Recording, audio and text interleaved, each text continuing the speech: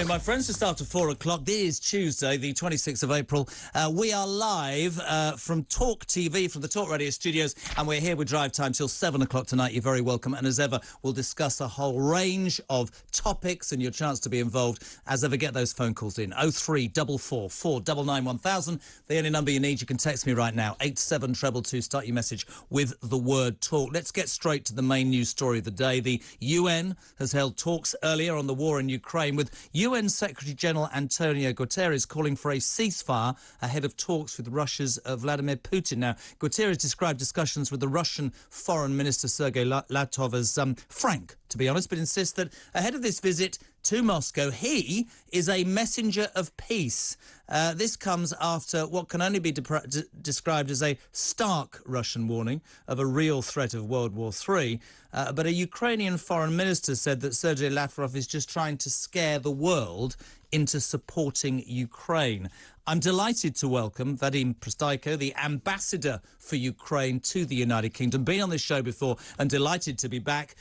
Former Minister of Foreign Affairs as well. Mr. Ambassador, welcome to Talk TV Drive. How are you? Thank you very much. Thank you. Great to see you. My absolute pleasure, Vadim. Thank you so much. What do you think, as the ambassadors of the United Kingdom, what do you make of those talks today at the UN? And do you feel, as a country, supported enough by the United Nations? I believe that support which we will have to bring us to somewhere, and we are not there yet. Meaning that many people in Ukraine now criticizing the effectiveness of UN, especially when one of those aggressors is sitting in the P5 in Security Council. So that's what we have to address. And I believe this is overlooked for many, many decades. Now we're paying this high price. It's very interesting, isn't it, that Russia has been thrown out, quite rightly, of diplomatic places. It's been thrown out of sporting venues. And yet, as you quite rightly say, the UN still gives a seat to a country who's invaded a sovereign nation. What I'm really interested in, Mr. Ambassador, is that you speak directly to us in England. We hear repeated attempts by your president to get more help. And what I'd like to hear in layman's terms is what help we can give, what we should be doing more of, to be fair. If you're asking about layman's terms, I have to tell you that even Russia is not actually somebody who has to sit at the table of UN in the first place. The Soviet Union, Ukraine and Belarus were three co-founders of UN, not Russia itself. So if we come very formalistic sort of, they have to leave this seat, allowing us or, I don't know, former Soviet Union, whoever it is, to sit there and rule out of 5 of the major Security Council members to rule the rest of the world. What is UK is doing, if it is enough, quite happy to be here in this capital where we actually helped and Ukraine is supported. You can see how many Ukrainian flags are flying over the buildings in all around the UK, in just villages and towns, not only over the official buildings and, by the way, your embassies around the globe. But this is a symbolic gesture. What is more important is the support we're receiving both militarily and financially. And look at the streets, how many Ukrainians are found refuge here. Still very difficult to find this word refugee in Ukraine in one sentence for us. But actually we're quite happy that so many people open up their hearts and even houses to allow these people to find, some sort of breath, couple of months to stay here while Ukraine is fighting the war. It's interesting, isn't it? I said yesterday that you get to a point, I think, where it somehow becomes normal. You come into work and it's day 62 that Russia has been at war with your country. And yet the reality for your countrymen and women is appalling and awful, apart from those who have had to flee the destruction of Mariupol. In fact, what's happened, the length and breadth of that country, is so appalling. Are you still confident? Are you still sure of the power, the resolve of the Ukrainian people? Is it strengthening or is it diminishing? Ukrainians have this strange sense of black humor, especially nowadays. They're calling 62nd days of 3-day invasion. That's how Russians promised that in 3 days they will crush us, they will get Kyiv, they will change the government, place the people who has to be in their own eyes to be there. But yes, we are still fighting, and we're not just still fighting. We managed to get them off, wipe them out of Kiev. They've never been able to achieve the air superiority, where we are diminishing the number of tanks which used to threaten Europe and UK. We almost killed almost thousands of the tanks, many helicopters, and everything, all the stuff they're throwing against us. The result is here. Russians are well behind the schedule. They're now, trying to sell to their back home, that they actually almost got to Mariupol. Oh, seriously, couple of hundreds of thousands of people. Very far in the south of Ukraine, next to Sea of Azov. Where is this achievement on supposedly to be greatest and biggest, at least second army in the world? So Ukrainians are fighting. Resolve is here. We need some support to go through this very difficult time. But I'm quite happy to report that we are receiving more and more nations are joining ranks behind the UK and United States to provide what is needed right away, right now. Let's go back to Europe and the UN. I mean, there are talks, to be had. Do you hold out much hope for that, or is there a degree of cynicism in the Ukrainian government? A degree of cynicism is higher. Each and every day we have to fight our own war against the Russian Federation. The most cynical and pessimistic Ukrainians become of the international effort. What we see and what we believe that we failed to get in NATO on time, to be able to actually donate to security and have a chance to enjoy the security of the bigger organization than ourselves. But the problem is that NATO is not in a hurry to allow Ukraine, to invite Ukraine. So we're using all the mechanisms which is at our hands, like UN, like OSCE. OSCE was 8 years with us trying to be a mediator in our negotiations in the east of Ukraine. Didn't work that well. I'm just very hopeful that wasn't President Zelensky on the other line and that you've actually just put the phone down, Mr. Ambassador, but I appreciate you staying with us. Just talking about the European support network, quick question for you about Germany. Do you believe European countries, and in this instance I'll talk about Germany, should face sanctions if they continue to buy oil and gas from Russia? Because from my point of view, some has been done, but not enough to cut this despot off. And surely if we're financing him, if Germany's financing, that's counterproductive to supporting Ukraine on the other hand. Critics will tell you that you are lucky ones that you managed to have only 2-3% of Russian gas in your pipeline systems. From the other hand, you can remind those that actually the UK managed to be independent from a particular source, to have independent foreign policy, which Germans failed to do. And even more, they building the pipeline which will connect them physically. That's actually the fate we suffered as Ukrainians. We've been a biggest buyer of Russian gas, which not just supplied us with the gas, also supplied us with oligarchs and corrupt individuals. Because how tightly we were tied to the Russian gas physically. So Germans now believe that they will be wiser and will allow it, but we see how it works.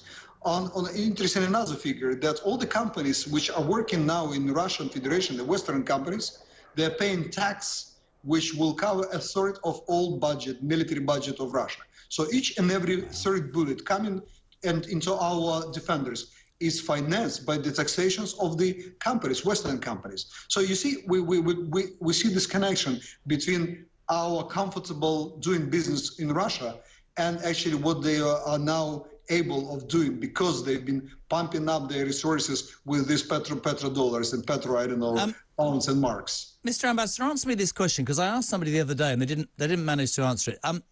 In terms of, you said it yourself, Putin imagined he was going to march into Ukraine and within 3 to 5 days it would be done. And there's no doubt that his army is not what he imagined it was and took a right battering, and he's sort of now rearranged where he's aiming for in the eastern areas, as we know.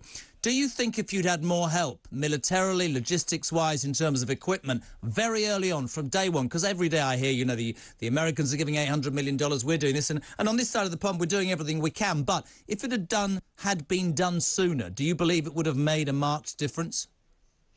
I even believe that if we are given everything we wanted, Russians wouldn't even take a risk of coming over the border with Ukraine or over the border with NATO and the European Union. I don't want to sound cocky, and we are quite careful in our assessment because we understand that Russia is huge and there are so many people can be thrown in this meat grinder. But imagine what would happen if Russia, with the same level of success, will try to fight NATO, try to fight Her Majesty's forces. They will be obliterated in the next day. So that's what we always wanted to have, and we failed over the years to bring to your attention our needs. Some of people were saying, we don't know who are those Ukrainians, whether they are, little Russians or they are independent and state which we have to count with. That's what we are now trying to prove, trying to find our own place under the sun and tell you, guys, you have a new friend. We appreciate, we will remember this friendship, especially at a time when we really needed it. It's really great to have you on, Vadim. I really appreciate it. I know you're a busy man, and you better pick up that phone, Owen, because it's the president. But thank you so much indeed for joining us on Talk TV Drive. Vadim Prystaiko, the ambassador of Ukraine to the United Kingdom and former Minister of Foreign Affairs, saying that he greatly appreciates the efforts of the Western world and Europe, specifically in the United Kingdom. Yes, probably they will be asking for more and more, and speaks, I think, in quite positive fashion about how the Ukrainians have withheld and withstood everything that Russia's thrown at them. And then you move on and you think, well, Putin, that day in May, I think it's May the 9th, the big parade, he needs to show his people something because he is their leader. And you wonder whether that's why he's changed tack and why he's now concentrating on the east so that he can say, I've got the Donbass. Very different. But I think the most sobering thought, the most important thought, is it 62 days. And as I just said to the ambassador, we come in here, you get on with your life, and then you go 62 days. These innocent people have been bombed and shelled. The atrocities continue, and that evil man stays in power. What are your thoughts on the Ukraine situation? Up to you as ever, 0344 419 1000, text to 87222. Start your message with the word talk. This is Talk TV Drive.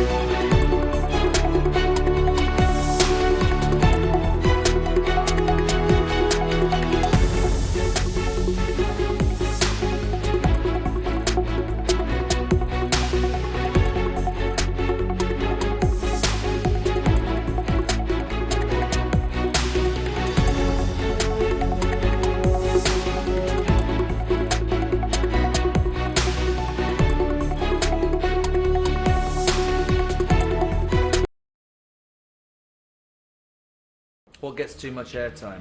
Bland, beige, unopinionated dross.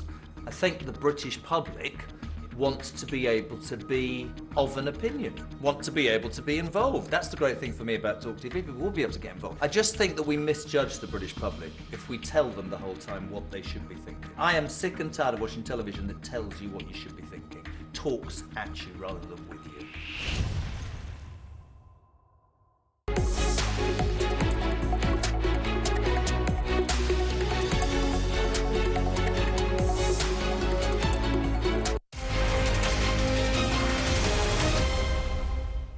Hello, good afternoon. 4:20 talkTV live from the Talk Radio studios. We're live across the United Kingdom. JK on drive until 7 o'clock. Please be part of the debate. You heard from the ambassador, the Ukrainian ambassador to the United Kingdom, Vadim Prostaiko.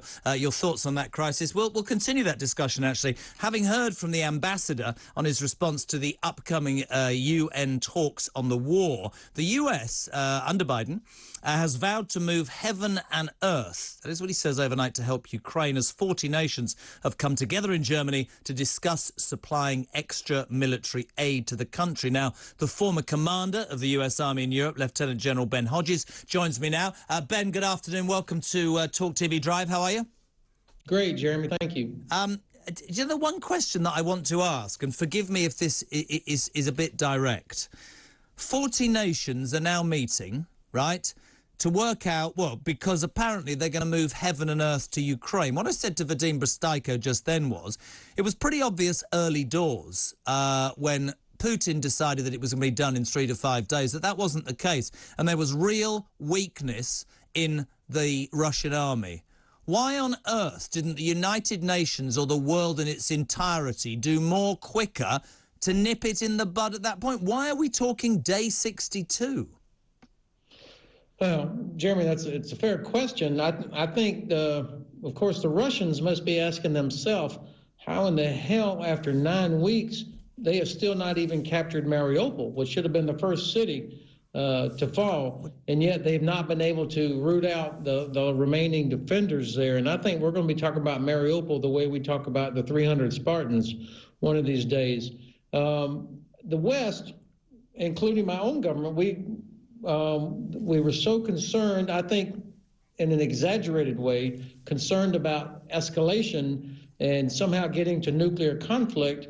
And I think we deterred ourselves. I mean, you'll remember, and your listeners will remember, about 7 to 8 weeks ago, we were still arguing about whether or not to provide Stinger to the Ukrainians. We are way past that now, and Russia has not yet been able, or has not escalated beyond that. We need to be more confident in who and what we are. It's very interesting because talkTV launched last night. I don't know if you're aware of this, and Piers Morgan, the legend, started with an interview with your ex-president, and Grumpy Trumpy was on full Grumpy Trumpy style, I have to say. But one of the things that he intimated massively in the discussion was that he feels that Putin has rather, I would say, taken advantage of this sort of, and you'd call it a lack of confidence at the top of governments across the world, to be fair, and that would never have happened. He talked about the N-word. I guess he's talking about nuclear deterrent. Now, it seems to me that the world, understandably, has been terrified about what Putin could do. Call this a very uneducated question to a man who ran US forces, but should we not have made him more frightened of what we perhaps could do to retaliate, or am I missing the point? No, that's not an uneducated question at all.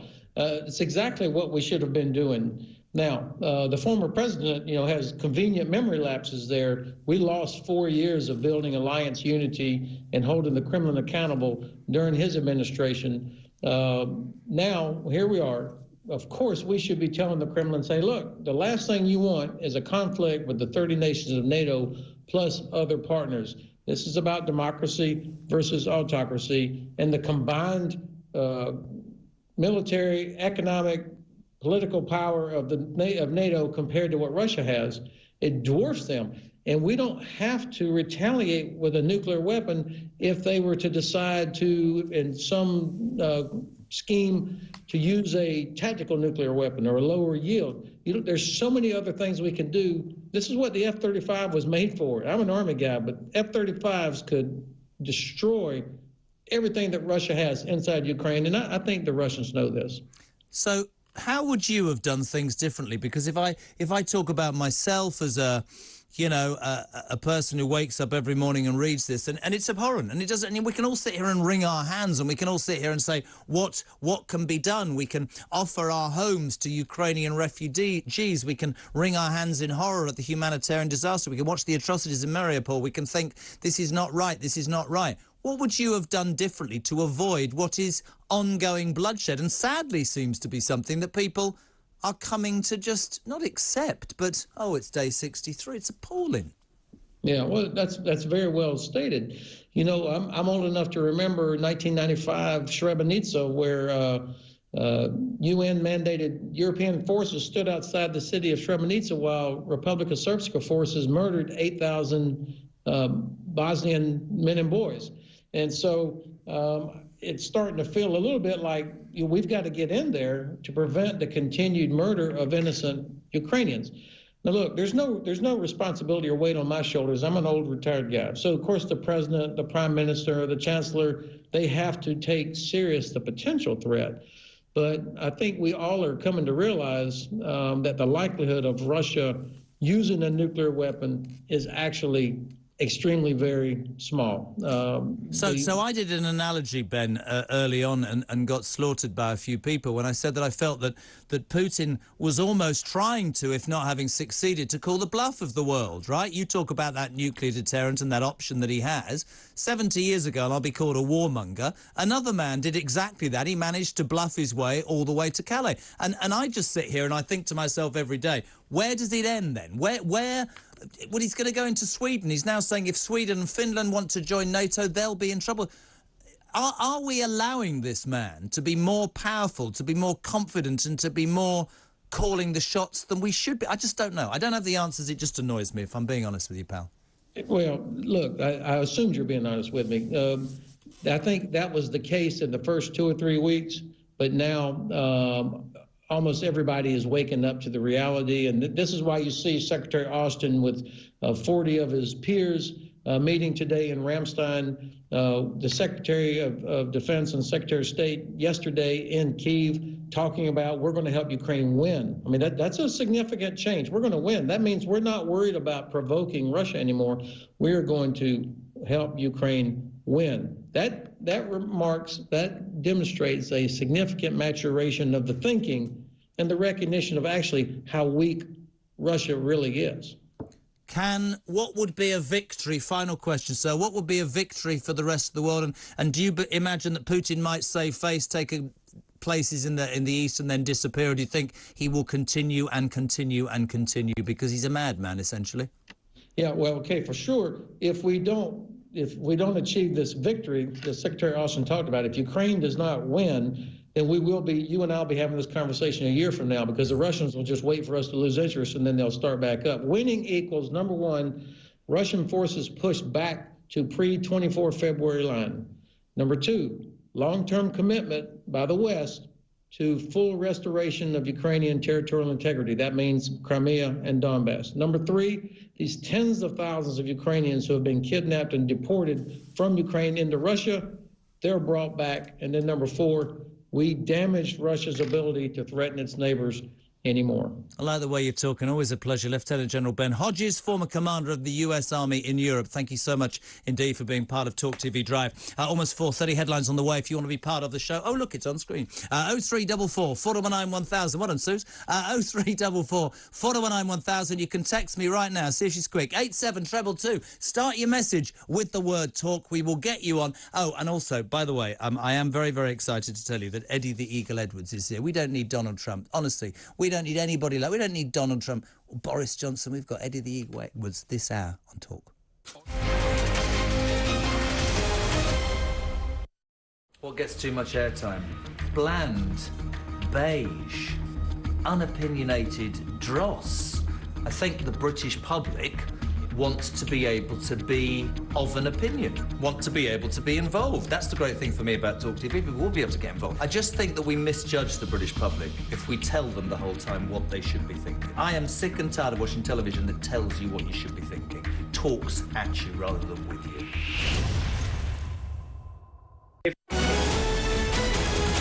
This is talkTV News. Good afternoon, I'm Zora Suleiman. Police have identified the 4 family members who were stabbed to death in southeast London yesterday. Dolet Hill, her daughter and 27-year-old granddaughter Tanisha Drummonds were among those killed at their home in Bermondsey. Neighbours say Tanisha temporarily moved in with her family just a week earlier. The head of the United Nations say they're prepared to step in on the war in Ukraine to help save lives. Earlier, Antonio Guterres met with Russia's foreign minister and called for a ceasefire as soon as possible. The United Nations is ready to fully mobilize its human and logistical resources to help save lives in Mariupol. My proposal is for a coordinated work of the United Nations, the International Committee of the Red Cross, and Ukraine and Russian Federation forces to enable the safe evacuation of those civilians who want to leave. Boris Johnson will chair a committee to tackle the cost of living crisis within weeks. Downing Street say ministers talk through a number of ideas today which will be implemented into a formal process. The Prime Minister will discuss those plans and more in an exclusive interview on talkTV's The News Desk with Tom Newton-Dunn at 7 o'clock tonight. Radio DJ Tim Westwood is facing multiple allegations of sexual misconduct after an investigation by the BBC and Guardian. 7 women have given detailed accounts accusing him of predatory behaviour between 1992 and 2017. He denies all allegations. And the European Union has warned Elon Musk Twitter must comply with their new rules. The world's richest man agreed a deal for the social media giant yesterday, worth more than £34 billion. Well, that's all for now. We'll have more in half an hour.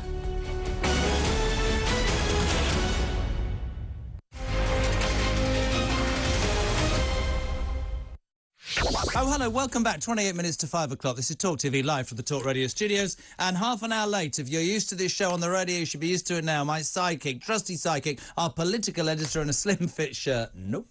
Peter Cardwell, how are you? I'm very well. Not in a slim fit shirt today. You're looking very well, sir. Thank you very much indeed. We're going to... Really? There you go. We're going to talk to the Shadow Home Office Minister, Sarah Jones, in just a tick. Let's just talk about Tom Newton-Dunn, the news desk, launched last night on talkTV, of course, from 7. Back tonight with Boris Johnson. Now, this is brilliant, by the way, because I'm on the talk again with Sharon tonight. We've got dressing rooms. I have been turfed unceremoniously out of my dressing room, and so I should be. I'm but a pimple on the backside of not the Prime Minister, but his security detail. Brilliant. I'm changing in the bog. Brilliant. I love it. If you were Tom Newton-Dunn, Yep. Oh, but to dream in that shirt. What would be your first question to Boris Johnson? Seriously. I would say, how are you going to solve the cost of living crisis by not spending any more money? See, we were talking about this. We're talking about it later on the talk. Is it a case, you see, a lot of people will go, it's the government. They've wasted money on PP.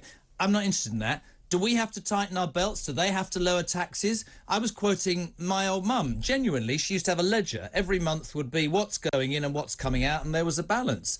Are people too free with their cash? Do they loan too much money? Are credit cards too available? Do we, the people, need to take responsibility, or is it down to the government always? Well, the government can't solve all your problems, and it's important to remember that really in the last 10, 15 years, certainly since the recovery from the 2008 crash, most people have had a bit of extra cash, a bit of disposable income, and we see it, many people see it as kind of a right, really, to take a holiday every year, to have a Netflix subscription, to go out for a meal, once a month or maybe more often than that. So for a lot of people, changing all those kind of behaviours is a big deal. They're noticing it, and they're asking themselves, and what Labour want them to ask in 2024 is, do you feel better off or worse off under this government? This is really interesting. Almost 90% of British households have said that they've seen an increase in their cost of living in the last month. Many are struggling, escalating fuel. We've talked about that, escalating food and borrowing costs. The government, whether they're doing enough or not, I don't know. Despite the rebate, fuel duty cut prices, but what was that, 5p? Prices are skyrocketing and it is getting more difficult. Joining us now is Shadow Home Office Minister Sarah Jones. Sarah, welcome to talkTV Drive. How are you? Hi, I'm good, thank you. So just what I said, really, and Peter Cardwell, our political editor, is here. Is it down to people to tighten their belts? Is it down to people to stop taking out credit and loans? Or is it down to the government? Bear in mind, this government's already spent money that we can't afford. So what's the answer, Sarah Jones? So I think the first point to make is government can't do everything. You're absolutely right. But I think the public would expect a government to manage the finances, bring in the tax, spend the money in such a way that is careful with people's money and that spends it so that we have a basic supply of decent education, decent healthcare. That's the kind of basic job of government. And I think what we would challenge the government on is that they haven't managed to provide that, because the economy has grown so slowly. So many bills are going up. So there's a few options, aren't there, for government, and of course they had their cabinet this morning, apparently didn't come to any agreement. The first is, what do you do on tax? And what we've said is we should cancel the increase in national insurance. It would save average family about £500 a year. That in itself would be a good thing to do, and it's not too late to reverse that. And I understand, I don't know if this is true, but I understand that there were cabinet members suggesting that this morning. So I'd say do that. We'd also say on tax, let's help small businesses because they've really been struggling. So let's look at business rates for small businesses and a freeze there, which would bring in some money for them. There are things we need to do in the immediate term, to tackle people's bills now, and particularly when energy bills go up in the autumn, when people start having to use their heating again. And we've said windfall tax on gas and oil, so that we can raise £200 for everyone, up to £600 for those who really need it, so that you've got that money off your bills.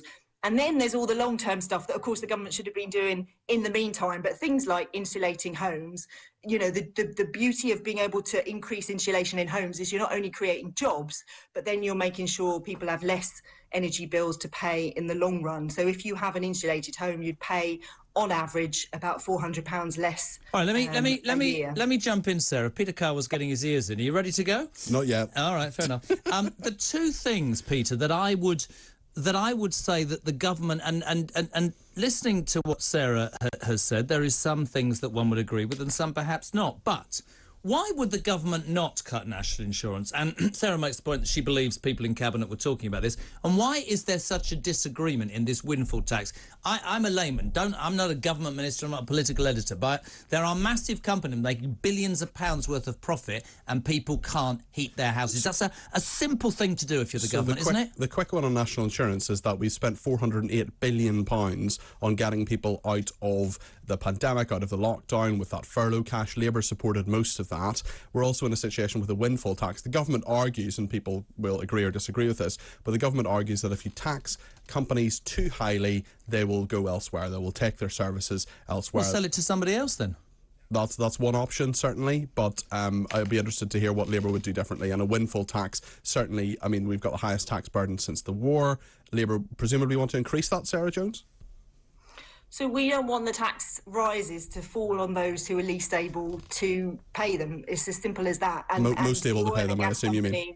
The oil and gas companies can afford to pay it, I think, and don't quote me on the figures because I will not get them right, but I think when we first suggested this as a policy, it would have raised about £1.5 billion. It would now raise a lot more because actually the profit that the oil and gas companies has rocketed so much in recent months. So we say, and I think it's reasonable, I think it's fair, that those at the lower end of the income threshold shouldn't have to pay the burden of the increasing tax. That should fall on those who are most able to pay. And it's not, nobody's suggesting that a windfall tax Can I just say something? Can I just say something? And I welcome all sides of the political spectrum. I am absolutely gobsmacked that you don't know the figures if you're trying to purport that these are better measures. If a government minister came on something like this and didn't have absolute accuracy about what they're suggesting, they would be slaughtered, Peter, wouldn't they? Let's say, for the sake of argument, Sarah Jones is right. Let's say it's 1.5 billion, 2 billion.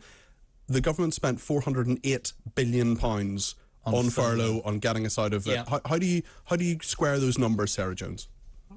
So we're not claiming that is the answer to all of the economic problems that we have. And that's why I've said there are different ways you would tackle this. There are short-term measures, and that's what the windfall tax represents, a short-term measure to reduce energy costs to those people who are least able to pay. There are longer-term policies around insulating homes, around investing in good, decent green jobs, for example. But what about getting rid of the green levy and what that does to people's bills? Why don't just get rid of that now for 12 months, delay it for 24 months, right away now? That gives money back.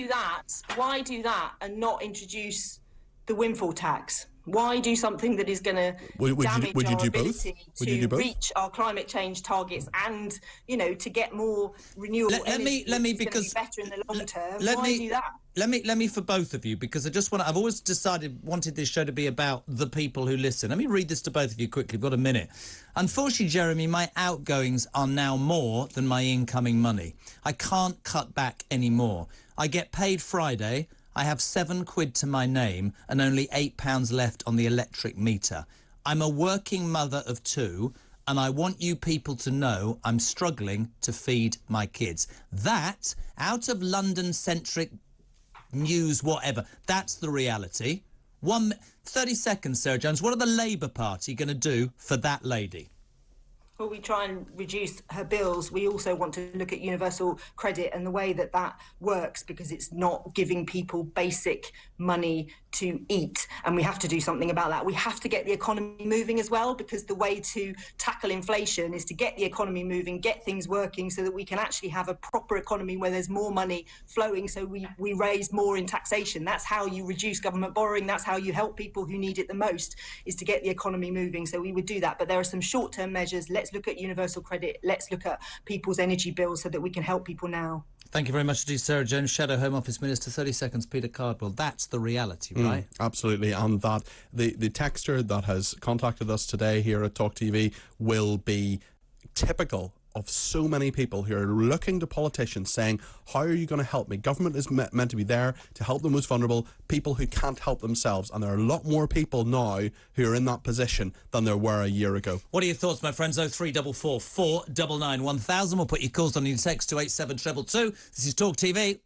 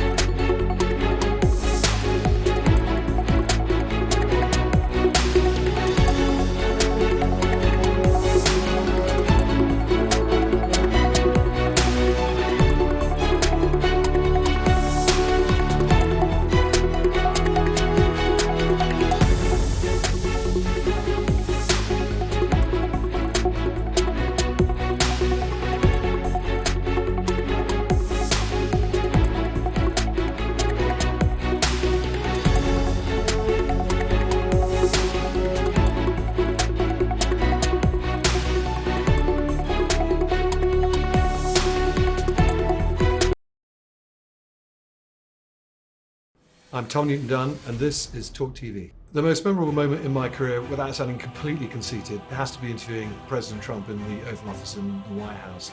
Particularly, the little red button he had on his desk. I have no idea what he did as the interview went on. I wondered more, was he going to launch a nuclear strike on North Korea or open up a shark pit that I'd then fall into?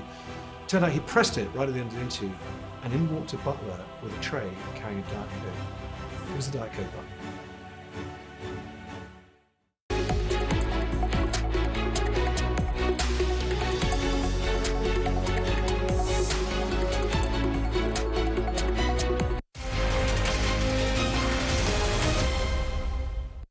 Welcome back, 4:45. Sammy's doing a brilliant job on the buttons, and we're sitting there going, when do those end? Welcome back, 4:45. This is JK on Talk TV Live from the Talk Radio Studios. If you haven't heard the big news, my lord, tonight, 7 o'clock on the news desk with Tom Newton-Dunn. Bojo's in the building. Boris Johnson on the news desk. I've been thrown out my dressing room. He's on. Piers is here at 8. And, of course, from 9 o'clock, the talk with Mrs O and Mr K, because we're OK from 9 till 10 on Talk. Thank you for your text messages, by the way. Fantastic to see Jezza in HD saying how it is. Yeah, I know it's worrying. Keep up the excellent work. After a superb launch yesterday that kept me gripped all night, with each hour, Talk TV grows with added guile and strength. And that's from the boss. No, it's not. It's from Tony Wilkins. Tony, thank you. Angela says, read the last call on the cost of living. It's very simple. Half the green tax, get rid of VAT, as they promised, pay off the loans they forced upon us, and do your best to help people. This is from David, who says, how come everyone avoids saying how much the immigrants, the legal immigrants coming into this country are costing? Ask Labour's Sarah if she'd do anything about that. She only had 5 minutes. She had to go. She didn't need to know a lot of the figures, but there we go. Hi, Jez. These politicians who insist on the green levy remaining, the next time you speak to one of these, can you ask them what difference it makes globally? To be honest, as China, India, Russia, the US and most of Africa are not doing to change, it's virtue signalling, and it doesn't make any sense at all. 0344 499 1000, 13 minutes to 5 on Drive on Talk TV. To the phone lines to Liverpool. Robert, good afternoon. You're on Talk TV Drive. Hello, Jeremy. How are you? Okay? I'm all right. How are you, pal? I'm not too bad, mate. Love you back on the telly. I've missed you. Thank you very much. Joining us. Lovely. Yeah, here I am. Yes. And tonight on the talk. Lovely. I have a jacket on. What do you want to say, big man? I just want to think about Putin, what needs to be done with him. I think we need to stop getting the oil, the gas, as soon as. We've got to stop funding his army. That's what we're doing. But the problem is, I am absolutely with you. And Vadim Prystaiko, the ambassador, the Ukrainian ambassador to the United Kingdom, made that point. He said as long as Europe... What did he say? I think he said, Dave, something like 1 in 3 bullets that's fired by Russian soldiers is actually currently being financed. How scary is this? Being financed by the money that Europe is paying to him for gas. But that is why this big argument, Rob, about where we get that gas from. That is why, you know... Well, it's summer now, isn't it? So we don't really need gas, do we, for heating? So that's the way I look at it. Now would be the time to pull the plug, but does 6 months give you a chance to pull the plug? Does 6 months give you a chance to get it sorted so that before the winter comes and you think about pensioners and young kids, and it's difficult? I mean, it's really... But, you know, listen to... What? He's going to cause World War III. You can just see it. He's one of them people where he doesn't like losing, does he? To me, I said last night, I don't think I've ever agreed with almost anything that Donald Trump said, but I agreed on 2 things last night that he said on Piers' interview. One, I thought he was very straight about Harry and Meghan, and he said that they're an embarrassment to the Queen and she doesn't deserve it. Yeah. But he also said... if I'd been there, Putin would not have done it, because if he was going to threaten me, I'd have trebly threatened him back. And I have this foreboding, if you want, Rob, right, that goes something like this. If he's calling our bluff, how far are we going to let that happen? And a bit like how weak the Russian army was early doors, and we could have supplied more and maybe done this quicker, I just don't like the thought of anybody taking the what's it out of you. And I have a feeling that he is calling the shots. Do you understand what I mean? Done this because of the way America got out of Afghanistan. Oh, phone's gone. Thank you very much. That was Rob in Liverpool. I don't know. Paid the bill. I'm only joking. Alan's in Ipswich. Alan, you're on Talk TV Drive. Good afternoon, my friend. What would you like to say? Good afternoon. First time caller to your show too. The windfall tax. I wish Labour would stop misleading the public with the windfall tax policy, because it is a complete lie that it will help anybody, because it doesn't go to the people, it goes to the government. So how does that actually help any of the public? And then also... Well, presumably, just jumping in so we don't lose the train of thought, if the government charged a windfall tax on these organisations, and can I just, I mean, I'm not, your opinion, absolutely, you know, when you hear, as we did some weeks ago, the boss of, I think, BP say, oh, we've waived $14 trillion and we've got too much money, there is an argument that says, why would we give that not back to people in this country who are struggling to pay their bills? To the people, it'll go back to the government. Yeah, but then the government would surely provide a rebate off people's electricity bills. No, they won't. Because with anything, if you remember the David Miliband freeze, what happened 3 months down the line? The companies raised the prices again.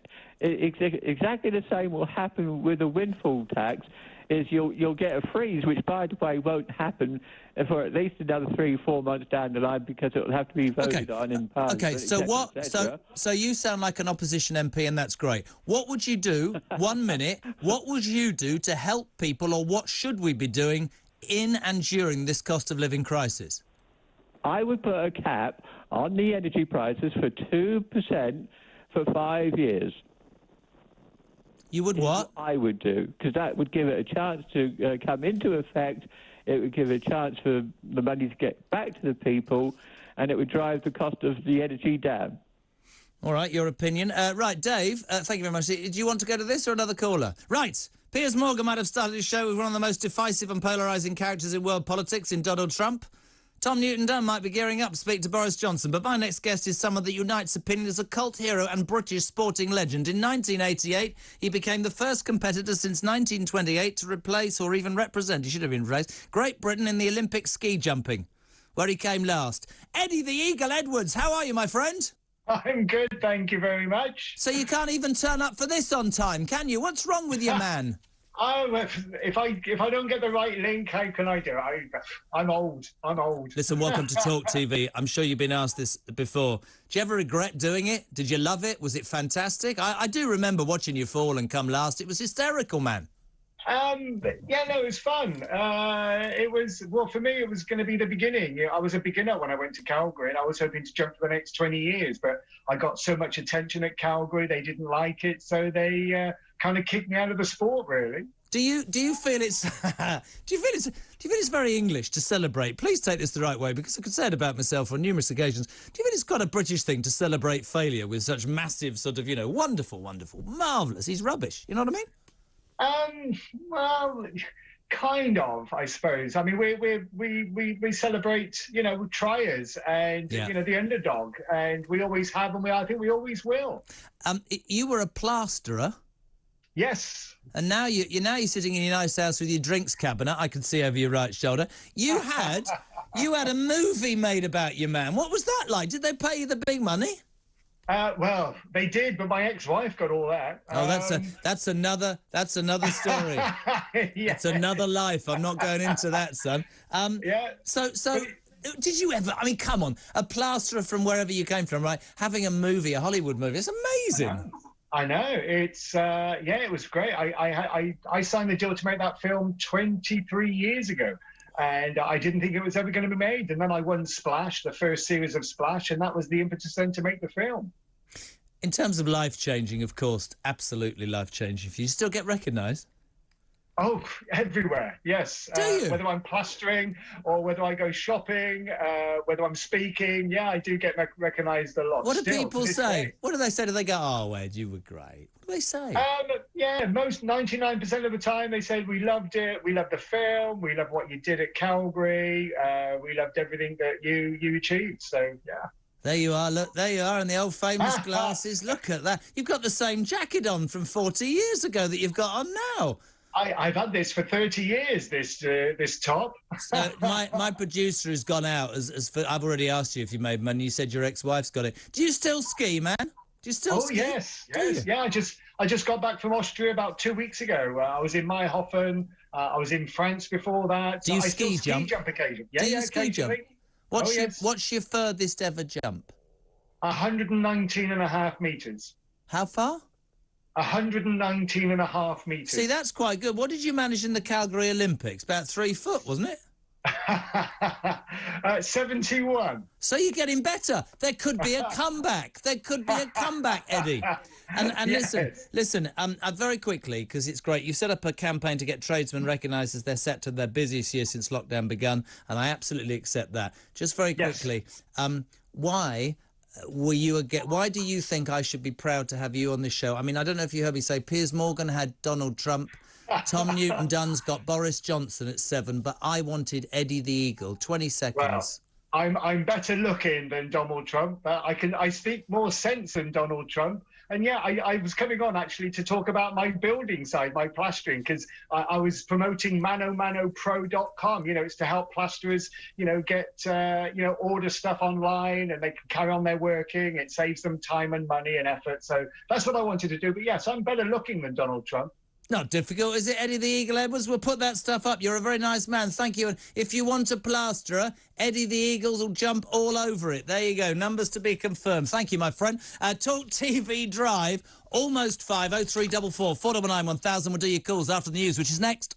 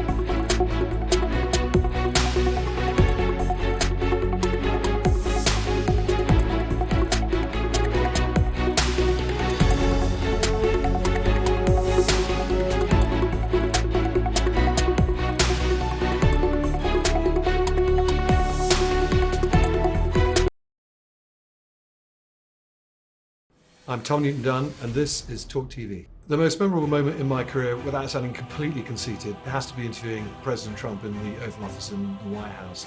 Particularly, the little red button he had on his desk. I had no idea what he did as the interview went on. I wondered more and more, was he going to launch a nuclear strike on North Korea or open up a shark pit that I'd then fall into? Turned out he pressed it right at the end of the interview, and in walked a butler with a tray carrying a Diet Coke. It was a Diet Coke button.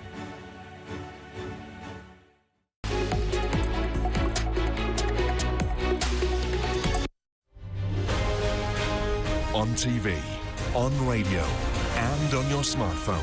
This is Talk TV. Talk TV News at 5. Good afternoon, I'm Zora Suleiman. Detectives have identified the 4 family members who were stabbed to death in southeast London yesterday. Dolit Hill, her daughter and 27-year-old granddaughter Tanisha Drummonds were among those killed at their home in Bermondsey. Neighbours say Tanisha temporarily moved in with her family just a week earlier. The United Nations say they're prepared to step in on the war in Ukraine to help save lives. The head of the organisation, Antonio Guterres, met with Russia's foreign minister earlier and called for a ceasefire as soon as possible. He says the priority is to minimise suffering. The United Nations is ready to fully mobilize its human and logistical resources to help save lives in Mariupol. My proposal is for a coordinated work of the United Nations, the International Committee of the Red Cross, and Ukraine and Russian Federation forces to enable the safe evacuation of those civilians who want to leave. The Prime Minister is due to head up a committee to tackle the cost of living crisis within weeks. Downing Street say ministers talked through a number of ideas earlier today, which will be implemented into a formal process. Boris Johnson will discuss those plans and more in an exclusive interview on Talk TV's The News Desk with Tom Newton-Dunn at 7 o'clock tonight. Radio DJ Tim Westwood is facing multiple allegations of sexual misconduct after an investigation by the BBC and The Guardian. 7 women have given detailed accounts accusing him of predatory behaviour between 1992 and 2017. He denies all allegations.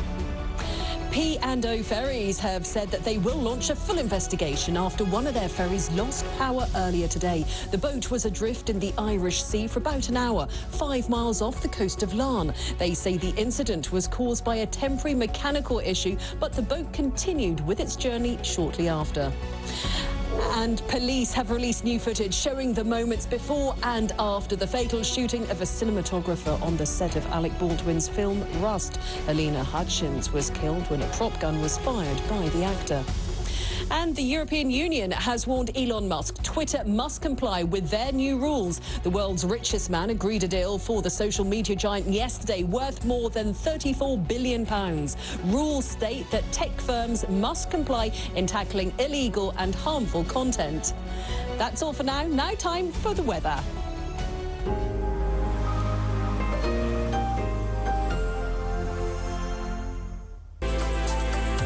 Times Travel sponsors Talk TV Weather. Hello, I'm Nazneen Gaffer. So far today, it hasn't been too bad at all. We've had bright but rather chilly conditions, as you can see from the situation earlier. Mostly dry, but across northern and eastern parts of the UK, it's been somewhat cloudier with some spits and spots of rain. And as we head into this afternoon, we'll see cloud amounts continue to increase from the northeast, with those northeasterly winds dragging it further inland. So it will become somewhat cloudier through this afternoon, but there will still be some sunny spells there. I think there may still be some showers around northern and eastern areas where it will feel quite cool as well.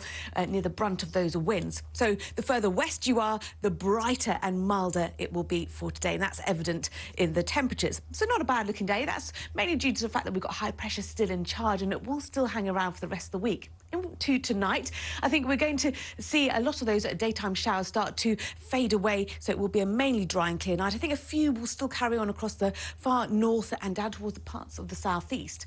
Across central and western and northern areas, it will be quite a clear night, cloudier elsewhere, and under the clear skies, fairly widespread frost is likely as well. So a chilly, frosty start for many areas for tomorrow morning, but once again, it will be mostly bright and mainly dry day for many parts of the UK for tomorrow. Times Travel sponsors Talk TV Weather.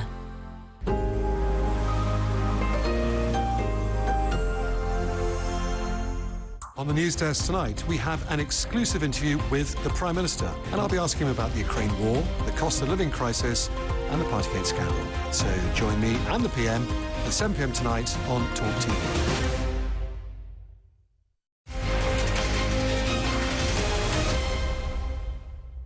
My my friends, 5:05. It is Talk TV Drive. My name's JK. We're here till 7 o'clock tonight. As ever, your comments, your questions, whatever you want to say. 0344 499 1000 is the telephone number. You can text us. It comes straight through to this there machine, which is working. 87222. Start your message with the word talk. Political panel for Tuesday. And you know what? The difference that television makes to people's lives in radio is extraordinary, because in all of my 7 months of doing a drive time, nobody's ever come in from the political panel. You set up a TV station, you provide cameras and makeup and some fruit, and they come running. Ellie Mayo Hagan, Director of the Centre for Labour and Social Studies. Good afternoon. Good afternoon. Although I will say that I am a regular on your show. No, but you've never come in before. That's true. And the makeup is amazing, I have to say. And really you just, I'm going to put you straight on the spot. You just said you do think that all men should be forced to work out. Well, I just think that's what women have to do. You know, we're pressured to look good. Don't backtrack. It's a pretty shallow comment. You like a ripped man, is what you're saying, right? Well, who doesn't? Well, I don't. But anyway. And of course, me old mucker, but not old anyway. Belinda DeLuca, former Brexit Party MEP. How are you? I'm very good, and I really don't mind a bit of cuddle tummy. To be honest, on our men, I think it gives us a nice little squidgy pillow to sleep on, and I think gym goers can be a bit painful if they're too into it. Dave, so, all for the dad bods. Dave, there is hope. A bit of cuddly belly, is that what you called it? Yes. Belinda likes a bit of cuddly belly. Fantastic. Right, just very quickly, Jim says, did I hear correctly you have Boris Johnson coming on? Wow, what a coup. From 7 o'clock on the news desk, Bojo is on... Honestly, Talk TV. I know this for a personal reason because I've been thrown out of my dressing room. Also, hello to Scottish Sam, who says he's enjoying the show. I don't know why he calls himself Scottish Sam. Right, ladies, if I'm allowed to say that, let us start with Tom Newton-Dunn. You're writing, yeah. Elon Musk buys Twitter. Now, lots of people have been talking about this today, so I've just set my stall out. I'm not on it. I've never been on it. I don't do social media. I couldn't give a fat whatevers, right? I've got too many kids and too much stuff going on. Absolutely, people want to do it. Free speech is the argument. It seems to me, unless I'm missing the point, that an organisation that throws certain people off, like Trump, but not the Ayatollah Khomeini, whoever runs Iran, they're worried that with Elon Musk, all the do-gooders, he'll let Trump and other people back on. But isn't that free speech? Shouldn't there be all opinions allowed? Well, I'm going to disappoint you because I think what you're hoping for is that I'll have a very straightforward opinion and then we'll get into a Barney. No, I don't want a Barney. I'm interested because I said it, I'll say it later on the telly. I don't know about Twitter, so I need help with this question. So basically what Elon Musk is arguing is he says he wants to take it over and massively reduce the sort of level of people being thrown off for things that they've said. He believes in kind of absolute free speech. And lots of people are very upset about that because of the kind of views that would be given a platform if everybody was just allowed to say anything all the time. And other people are very pleased about it because they share his views. And where I stand on it is this. I was actually opposed to Twitter throwing off Trump because I personally think Trump is a terrible guy and was a terrible president. But he was, unfortunately, for people like me, he was democratically elected. And I think there is something a little bit worrying when a private company that is not accountable to the public actually throws off a democratically elected figure from one of their platforms. I think there's something a little bit troubling about that. So I wasn't really in favour of that. But, you know, when it comes to the issue of free speech, I'm generally very, very in favour of it. You know, for example, I believe that the EDL should be able to march in the streets because I think that we should give a long leash for free speech. Can I jump in and say this, Belinda? And I actually genuinely agree with you, and I meant what I said. It's not a subject that I know enough about, but one of the reasons that Talk TV was born was, and I know Piers will talk about the cancel culture and snowflakes, but we are now in a position in this country that if you have an opinion that the woke majority disagree with, not only is your opinion irrelevant, you are then cancelled from being able to live your life.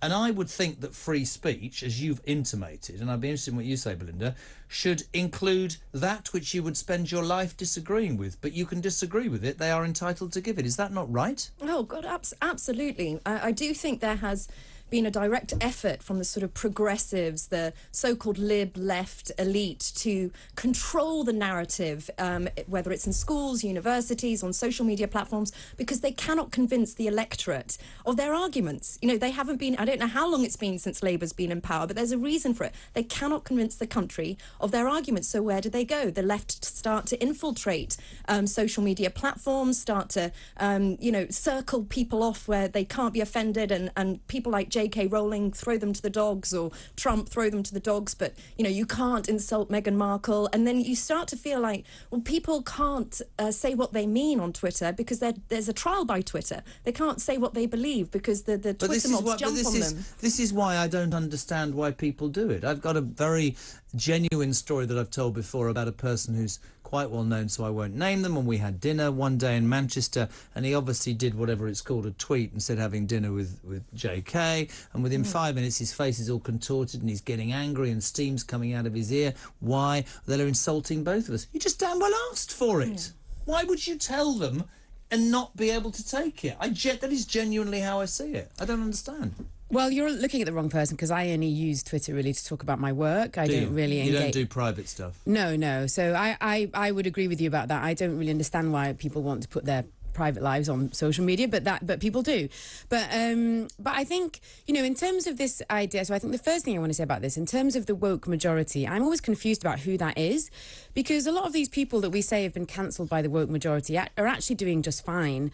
And, the vast majority of national... the guy that wrote Father Ted isn't fine. Yeah, ask Kathleen Stock. The guy who wrote Father Ted's life is absolutely destroyed by the woke mod. Well, let's take Kathleen Stock as an example. Kathleen Stock resigned from her own job, and then within 3 days... intimidation and cancel culture. Let me finish. And then within 3 days, she had the university's minister of this country trying to look for another job for her. There's millions of people that lost their jobs during COVID, and they didn't have the university's minister looking for another job for them. So if that's what cancelling means, then cancel me, because I'd be very happy to have a cabinet minister try and get me a job. Would you accept that people get driven from their jobs, driven to distraction, derision, mental illness, whatever, when the woke mob go after them? It is an absolute fact. Yes or no? No, I don't really agree with that. And I think what happens is people say things that other people find unacceptable, and then it creates an argument, and then some people find that very distressing. But how is it for them distressing? But then if you're cancelled and you say it's distressing... No, but I mean, it is distressing to be cancelled. I'm not... If you feel that you've been cancelled, that's obviously going to be distressing. But what I am saying is, and this is what the point that I wanted to make earlier, right, is that we actually all apply limits to free speech. And I'll give you an example of what I mean. The commentator Milo Yiannopoulos, he's a big free speech enthusiast, and he was celebrated by certain aspects of the American right for being very into free speech. Yeah. And he was, I guess you might say, cancelled by his book publisher. His book was cancelled because he made a statement that his book, and the Conservatives of America, not the woke mob, but the Conservatives of America, view to be condoning paedophilia. Now, I'm not going to repeat his statement here because I don't really want to, but most people agree that he seemed to be condoning paedophilia in what he said, and I think most of us would agree that that is unacceptable. Of course. So actually, we all draw lines. Ted, what did Father Ted do? The guy that created Father Ted? All he said on Twitter was that men cannot be women. You cannot change sex. And he had 100,000+ followers, cancelled straight away. Many women have been cancelled on Twitter for just saying, only women are adult human females, and yet they allow terrorists on Twitter. So what you've got is a huge amount of power in a tiny minority's hands. I do think... And I don't know where they come from. One sec. I don't know where they come from. This is I'm turning into my dad. I'm morphing into him. Where does this woke mob, this small number of people... This is what I'm trying to say to you, Ellie, and you've got to understand what I'm saying. If I spent my life disagreeing with everything that comes out of your mouth, and you with everything that comes out of my mouth, we should still be able to go and have a drink and go, we have different opinions. But no, your lot, not you, would say, you're this, you're that, and make sure I never work again, or I'm trashed or I'm slagged. And I'm not on Twitter, I'm giving an example to take Belinda. That is imbalanced and unfair. But I think what we're seeing here is we're seeing very prominent public figures expressing opinions on a public platform, and they're having people disagree with those opinions. And those people, they disagree angrily, sometimes they disagree rudely, but I think we can all agree that that shouldn't be illegal. And in fact, it is free speech to be able to see somebody who has a prominent public platform on Twitter saying what they think, and to actually be saying, no, I think you're wrong, and to even say... The difference between saying it, no, I think you're wrong, and actually just setting out to destroy their lives, isn't But that? I don't think that as... I suppose what I've struggled to understand is actually how a bunch of anonymous people on Twitter who actually often are there because they don't have any other power, they're not represented in national newspapers, they don't have public platforms like J.K. Rowling. Because they're cowards, I don't understand how they have the power to cancel individuals. That's why I don't think it's happening. Cancel culture is definitely happening. Definitely. And one thing I worry about this, and I think it's great that Elon Musk has bought it, because I genuinely believe free speech is in far safer hands with the right of centre than it is with the Lib left, because the Lib left have had it on many platforms for so long, and you've seen what has happened, double standards and people being cancelled. And I actually think the right of centre are genuinely more tolerant to other people's views. There were huge studies of Labour voters being questioned, would you snog a Tory, would you this, that and the other, and I'm like, no, Tory scum, it's that kind of, you think differently from me, therefore you're evil. They've had control of these platforms for too long. I think it'll be really interesting to see where Elon takes it. However, I'm slightly concerned the rumours about him banning anonymous accounts, because for all the abuse and hatred I get from anonymous accounts, there's a block button, there's a mute button, and it doesn't bother me. And I'd rather people who are worried about their jobs have that platform for free speech under an anonymous name that can get their opinion out without being hounded at work or having their job at risk. I'd far rather, it was kept having, you were allowed to keep anonymous accounts on Twitter, so I hope he does that. I guess it's about discrimination, isn't it? And the powers that be. And we have to say, are you all right to stay? I think we're going to go to a break and come back, because there's so much to talk about. All I'm trying to say, I absolutely do not care if you and I are diametrically opposed forever in our views. But all I'm asking, and I think what people are asking of the woke generation is, disagree with us, because we probably disagree with you. But then don't trash. No, I'm going to have a break, because I don't then trash everything that I've said, everywhere I've come from, everything that's ever provided me with an opinion, because if you want us to listen to you, listen to us. In the instance of fairness, there are two sides to every story. They're so up for this, they're coming back 17 minutes past 5. Talk TV Drive.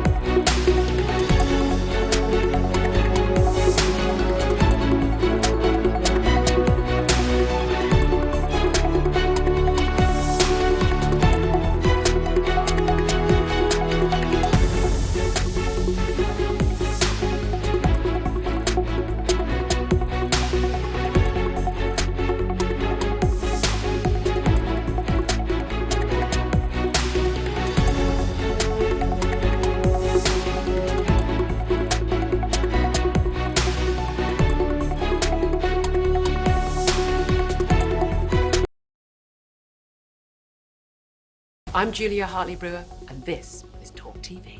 I think my most memorable and proudest moment in journalism over all these years is actually being on air during the lockdowns, even when I had COVID myself. Over the last 2 years, getting people to tell their stories, not just about people who lost loved ones to COVID, but people who lost their fundamental freedom. Mental health, their physical health, their businesses, and giving people a chance to tell their stories about how it affected them.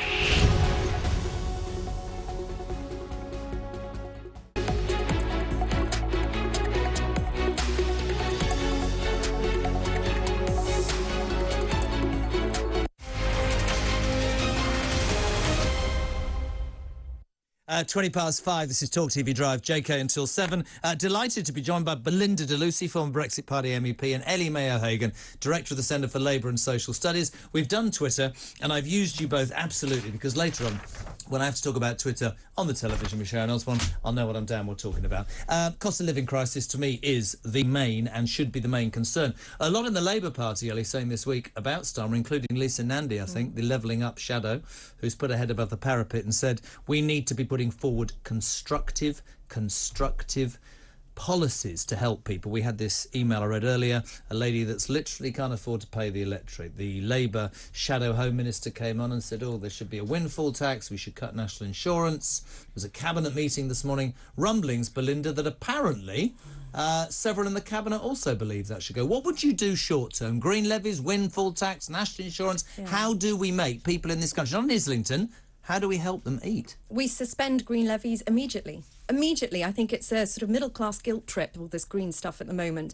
You know, the British people have been through so much with COVID, you know, struggling to keep their businesses, struggling to keep, money in their pockets with prices going up. This is the worst time to levy them, to sort of kick them while they're down for this green obsession of Boris's. And what I hate about it is that there's no reason to do it now. We could wait at least a couple of years just to suspend it, keep the green lot happy, just delay it for a bit. And I don't know why that's not even being looked at. So, Ellie, I know you're going to disagree with her, and my kids talk about the green thing, and I was talking about them the other night, and they look at me like I've landed from Mars. I'm not against understanding that there's a problem with the environment, but there's more pressing things right now, and I don't see how people can't understand. Now, that woman who can't pay for electricity doesn't give a damn about trees or wind. She wants to feed her kids. She doesn't care about green levies, genuinely. And I think a lot of politicians, Labour and Tory, are missing the heartbeat of the electorate in this country. I really do. Well, actually, I agree with Belinda. I think that I'm actually not a big fan of the green levy, and because I don't think that people like the woman that you were talking about, who only has £8 to her name, I don't think that she should be paying the cost of transitioning to a green economy. Absolutely. I think that the energy companies should be paying that cost. So I'll give you an example. We all know that most people in this country have seen their bills just skyrocket over the last few years, or the last year, in fact. Yeah. I know someone whose bills have increased by 100%. And while that's happening, British Gas has announced a 54% increase in profits. So for people like your caller, they're suffering from what I call a cost of living scandal, not a crisis, because it is a scandal. But for companies like those, it's a cost of living bonanza. And I don't understand why people like the woman that messaged you, why she's paying the cost of moving to green energy and not these companies that have billions and billions of pounds. So I agree with you. I think it was I don't know, it was the boss of BP or Shell the other day said, we've got more money than we know what to do with. Where do you stand on the windfall tax, Belinda?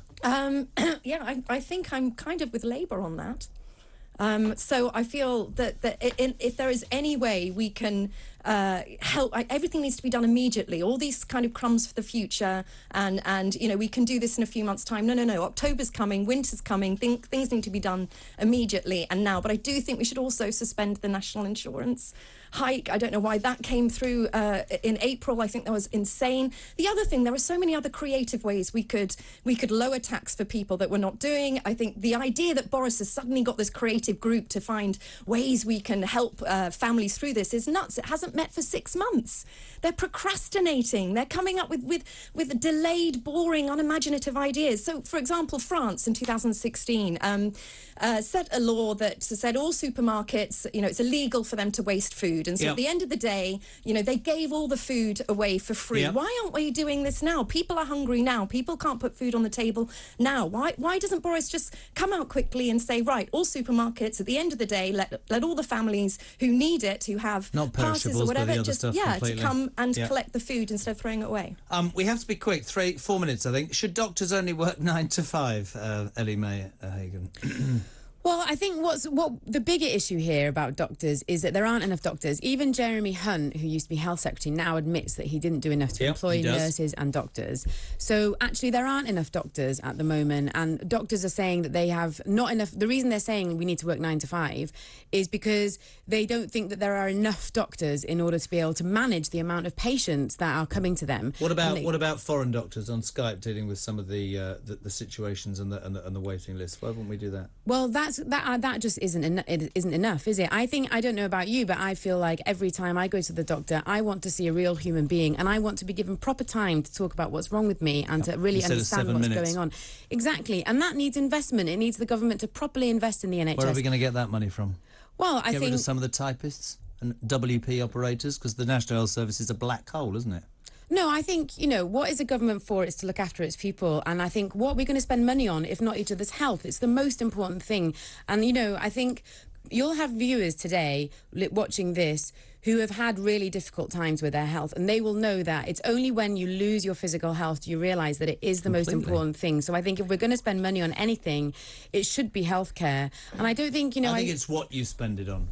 I honestly think it's been a money pit. I absolutely agree with you. My mother worked for 40 years and couldn't afford a hip hop. She was 5 years to wait for it. So I was lucky enough to pay for it. I don't think that's right. You and I would always disagree, but I think the health service is opened up to people who don't deserve to have health because they've not paid into it, genuinely. Can I just quickly come in here? Because one thing we're not addressing is the sort of change in culture and work ethic of doctors that is being missed at the moment. 6 out of 10 GPs now only work 3 days a week. A great friend of mine who's a GP only works 3 days a week and has 2 days off, and there's, I think, working hours weekly has been reduced. 2021 it was going down to 38.4 hours a week. So doctors are working less out of choice as well. And I just think, my grandfather was a doctor. He was on the Burma Railway, came back from the Second World War with horrific tropical diseases, stomach ulcers. First thing he did was set up his surgery again because he was absolutely driven to keeping people alive. Not longer holidays, not longer lions, not a lot more money.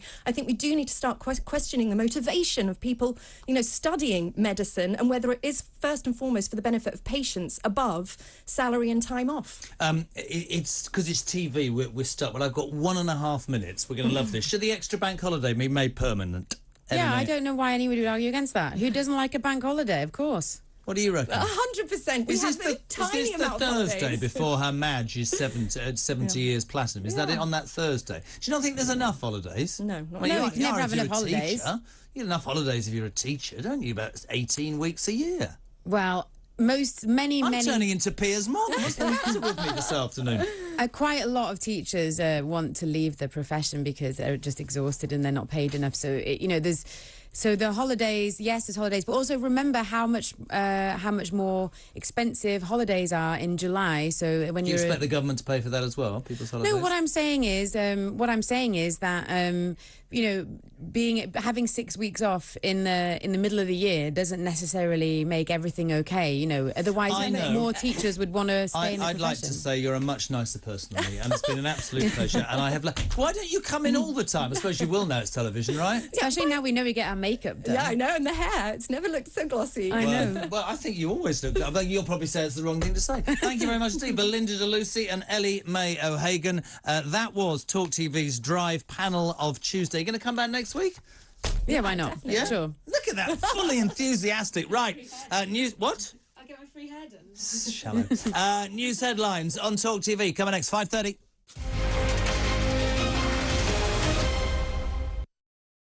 I'm Julia Hartley-Brewer, and this is Talk TV. I think my most memorable and proudest moment in journalism over all these years is actually being on air during the lockdowns, even when I had COVID myself. Over the last 2 years, getting people to tell their stories, not just about people who lost loved ones to COVID, but people who lost their fundamental freedoms, their children's schooling, their mental health, their physical health, their businesses, and giving people a chance to tell their stories about how it affected them.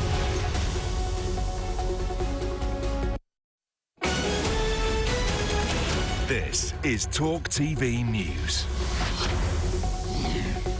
Good afternoon, I'm Zora Suleiman. Detectives have identified the 4 family members who were stabbed to death in southeast London yesterday.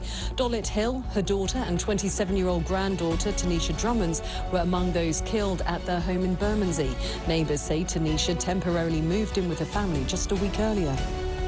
The United Nations say they're prepared to step in on the war in Ukraine to help save lives. The head of the organisation, Antonio Guterres, met with Russia's foreign minister earlier and called for a ceasefire as soon as possible.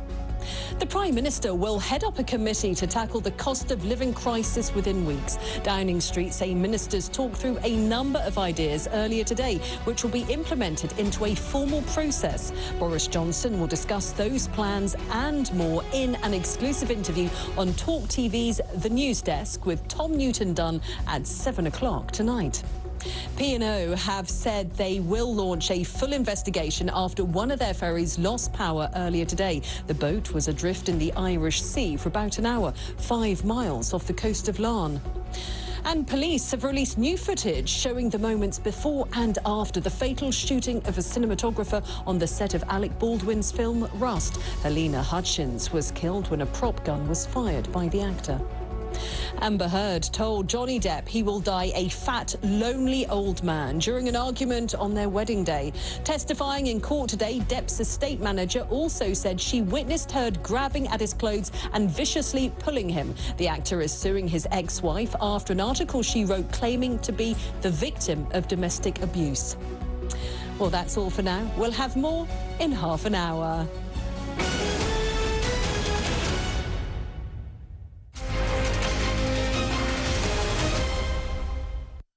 Welcome back. It's 28 minutes to 6 o'clock. Thank you to Sam. We're live on Talk TV from the Talk Radio studios. In a sec, we're going to speak to Lee Boyce, a deputy editor of This Is Money, because this show is about helping you out with this cost of living crisis, not sitting here pontificating with people from, I don't know, think tanks. I want to know how Lee is going to help you save money in what are very, very difficult times. Max says, Twitter can be simple, Jez. People register their real, verifiable details, then say what you like, provided you are not breaking the law. Identify the instigators of pylons and ban them. If you don't like it, leave. I couldn't agree more. Anne-Marie Thompson.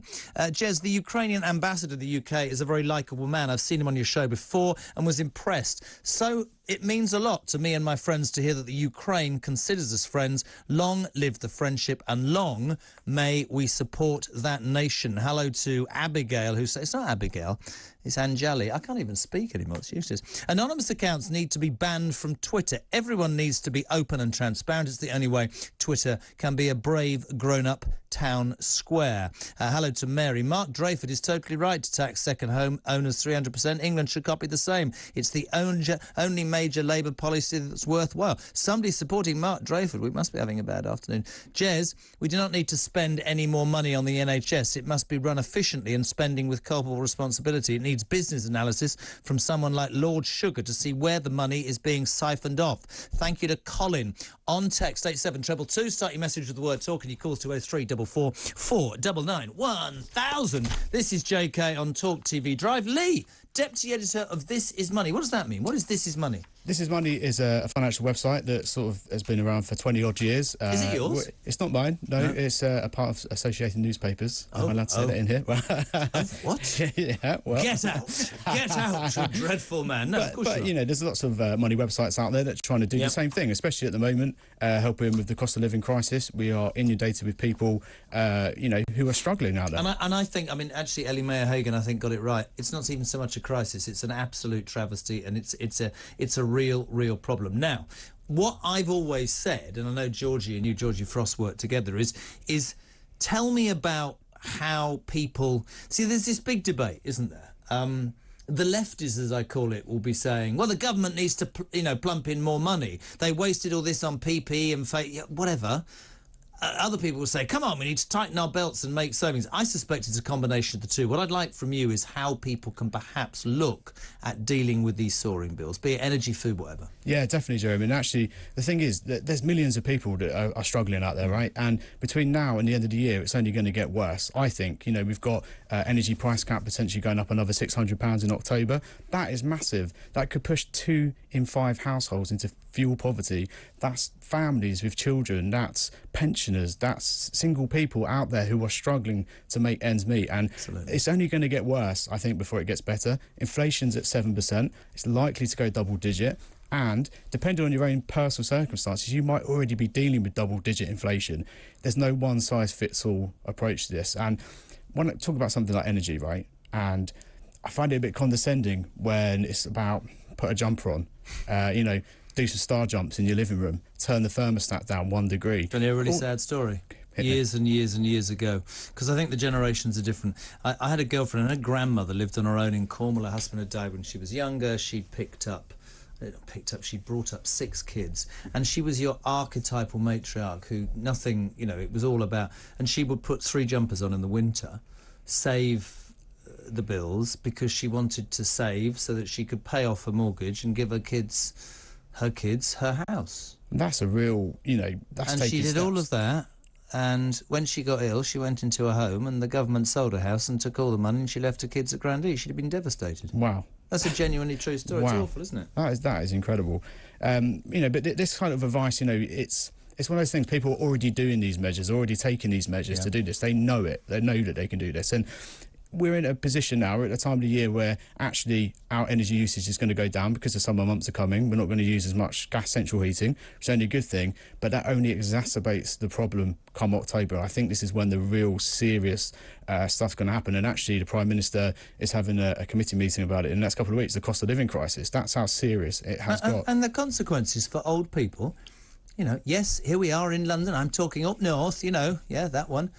People will die. Old people will die. Without a doubt. And then we had the state pension increases, 3.1%, Jeremy, the state pension increase that's taken effect in recent weeks. It should have been 8% if it was based on the triple lock measure. It looks really, really meagre now in the backdrop Not of 7% if you come over here as inflation. an illegal immigrant. You can get everything, can't you? Well, that's a different it's debate. difficult for you. Reward schemes. Should I sign up? Should people sign up to a reward scheme? I'm not a huge fan, Jeremy. Okay. So let's take some big ones. Club Card, Nectar.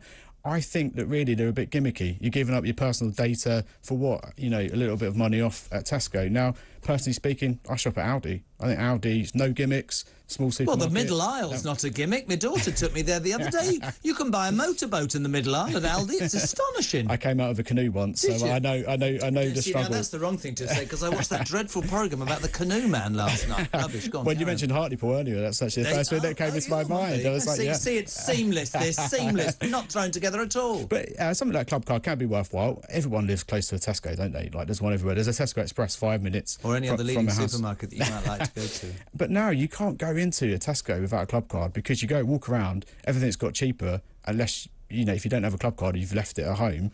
You're going to be paying way more money. So it is worth it if you are a constant customer of Tesco, for example, but they're a bit gimmicky. You're better off shopping around, having a look at yellow sticker stuff. There's a great app called Too Good To Go. Don't know if you've heard of it before or not, but basically you sign up for it. Your local supermarket might be signed up to it. Too Good To Go? Too Good To Go. Okay. It might cost you £3 and you get almost like a mystery bag. You go and pick it up. It might be 15, 20 quid's worth of food in there. Could I just stop you there? I have had quite a stressful few days doing everything, and Dave just said very subtly in my ear as you said Too Good To Go, and I went, what's that, a website? He went, you spoke to the founder on breakfast on Friday. Of course I did, yes. Well, I reckon it's been inundated, to be honest. But, my mum is an avid user of that. She walks over to a local Morrison's, she gets all this food. It's usually going to go out of date that day or the next day.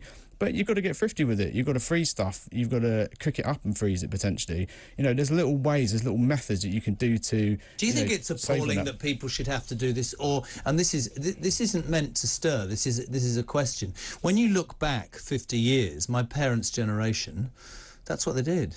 They didn't buy anything until they could afford it. They didn't put it on credit. They had a credit and debit book she had every month, and that's what came in and what went out. And they didn't go into debt, and you did without. And that's it. And actually, budgeting is a massive thing now, Jeremy, isn't it? Like, how often do you just go and wave your contactless credit debit card? How often do you? Well, that's why I think there should still be cash. I know I'm boring and old-fashioned, but I think people just do it, or suddenly I'm 500 quid overdrawn. I totally agree. And I think if you say to yourself, you've got 50 quid, 100 quid, in cash, you can physically see it in your wallet. That to me, without, I'd be slaughtered, but that's not the government's fault. That's a generational thing where it's like the millennials who think, they're owed a living. At the end of the day, pull your bootstraps in, I think, but I don't know. I saw an advert for Deliveroo last night suggesting that you can go and get a pint of milk delivered if you've forgotten in the shop for it. I mean, we have become a bit of a mollycoddle generation in which we can get milk delivered from an app. I mean, that's pretty strong, isn't it? I mean, so main tips, my friend. Really good speech, you Lee. Main tips for people?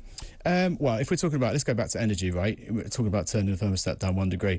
Personally speaking, I only give tips of things that I've done, right? So one of the things I've done recently, it's not very sexy, you might look at me and go, but I replaced the radiator valves, the controls, right? So something that says 1 to 5. Lots of people have got old-fashioned ones that just don't work properly, right? If you're upstairs, it's usually hotter in your home than it is downstairs. So you might have it on at 5 downstairs, you can turn it to 2 upstairs. That's going to use up less energy. Right, and a lot of people just don't think like that. They don't think about how I don't even know where the radiators are. Mrs. Carl's much more technical than me. But it's really good. And those sort of things, like the supermarket thing as well, important to do, right? It is. It's important to order all your bills as well. Something like a mobile phone contract, right? Some people, they have to get the latest phone all the time, right? You don't need to do that. I've got a trusty Samsung S9. I've had it for about 4 or 5 years. Paid off the contract. Let's say it was 30 quid a month. Switched straight to a SIM-only deal. I've been paying £10 a month for years and just connect to the Wi-Fi. Yeah. It's things like a month. That's it. But people are paying for the handset. They paid the handset off, and then they just fall into this trap where they don't look around and sort it out. And actually, broadband bills. There's something called a social tariff, right? That 4 million people could potentially get. You'd have to phone your telecoms firm, ask if they provide it. But only 55,000 people have taken the social broadband tariff. It could half your bill. It could half your broadband bill. Listen, really good. I'd love to talk to you all day, but I'm not allowed to. It's not my fault. No, brilliant. Do me a favour, website for your This Is Money? It's thisismoney.co.uk. Simple enough, isn't it? Thank you very much indeed. Lee Boyce on Talk TV Drive. I'm Kate McCann, and this is Talk TV, the home of straight talking. My biggest career highlight has to be when I was leaked the entire Labour manifesto the night before they were due to publish it. It was Jeremy Corbyn's manifesto. It was a huge moment for him as the Labour Party leader, and we got all of it in its entirety. It never happened before, first time, and we completely threw out the entire newspaper, started from scratch and published the whole thing.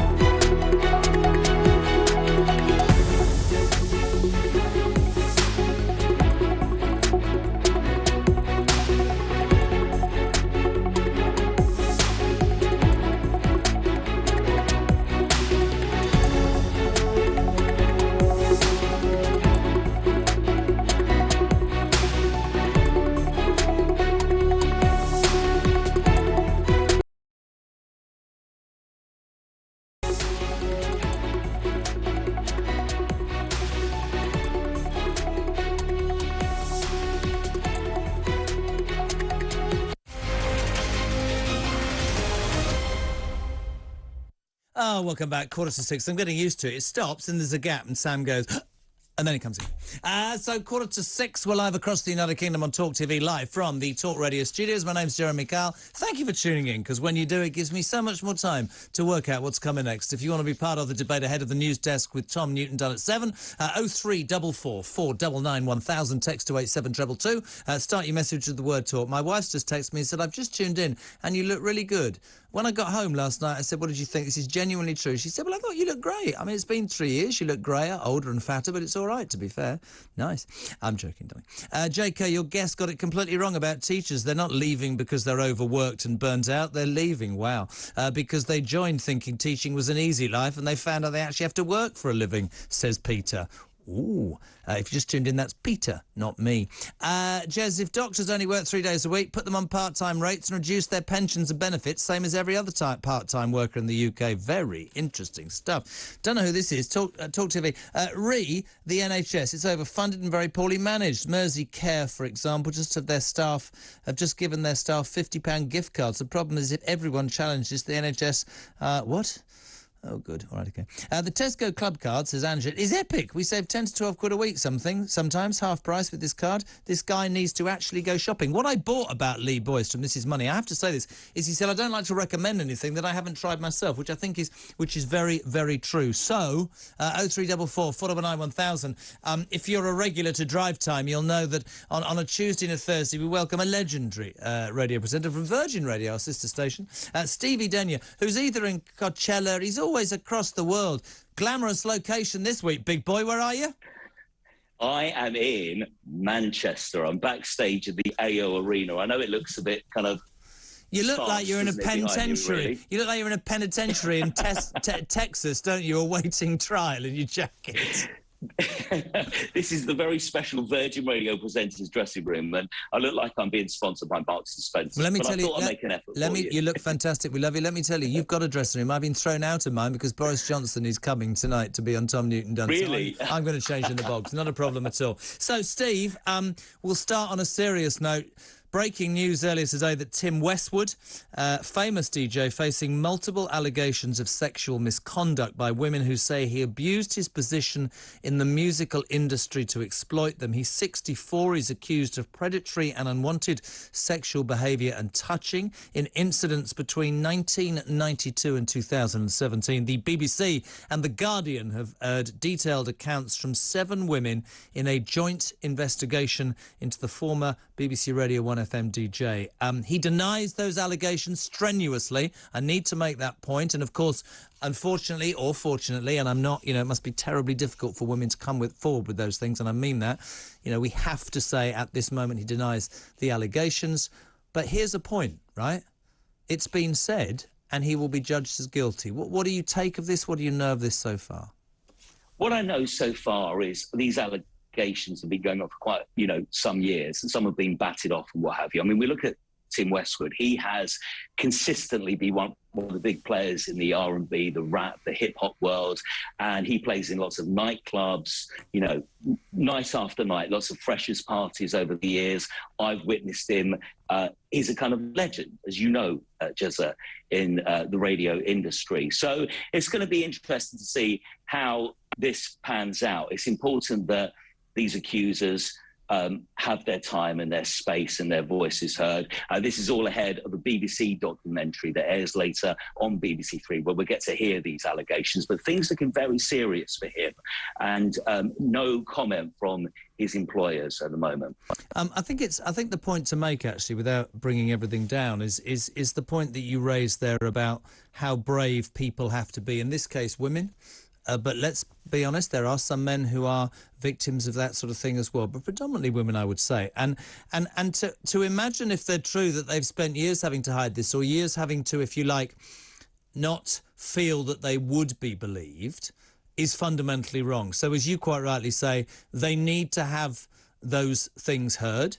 And it needs to be investigated. I don't want to put you on the spot because this isn't your bag, but I want to ask you something. Where do you stand on the publicity about his name? Do you think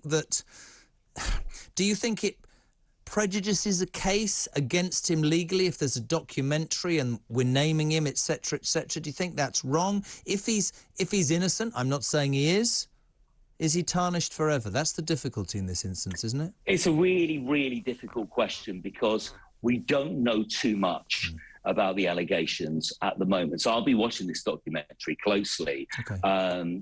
You've got, on one hand, this guy who plays out in clubs, who, you know, he could be saying, oh, I'm just have a good time, I'm just friendly or whatever.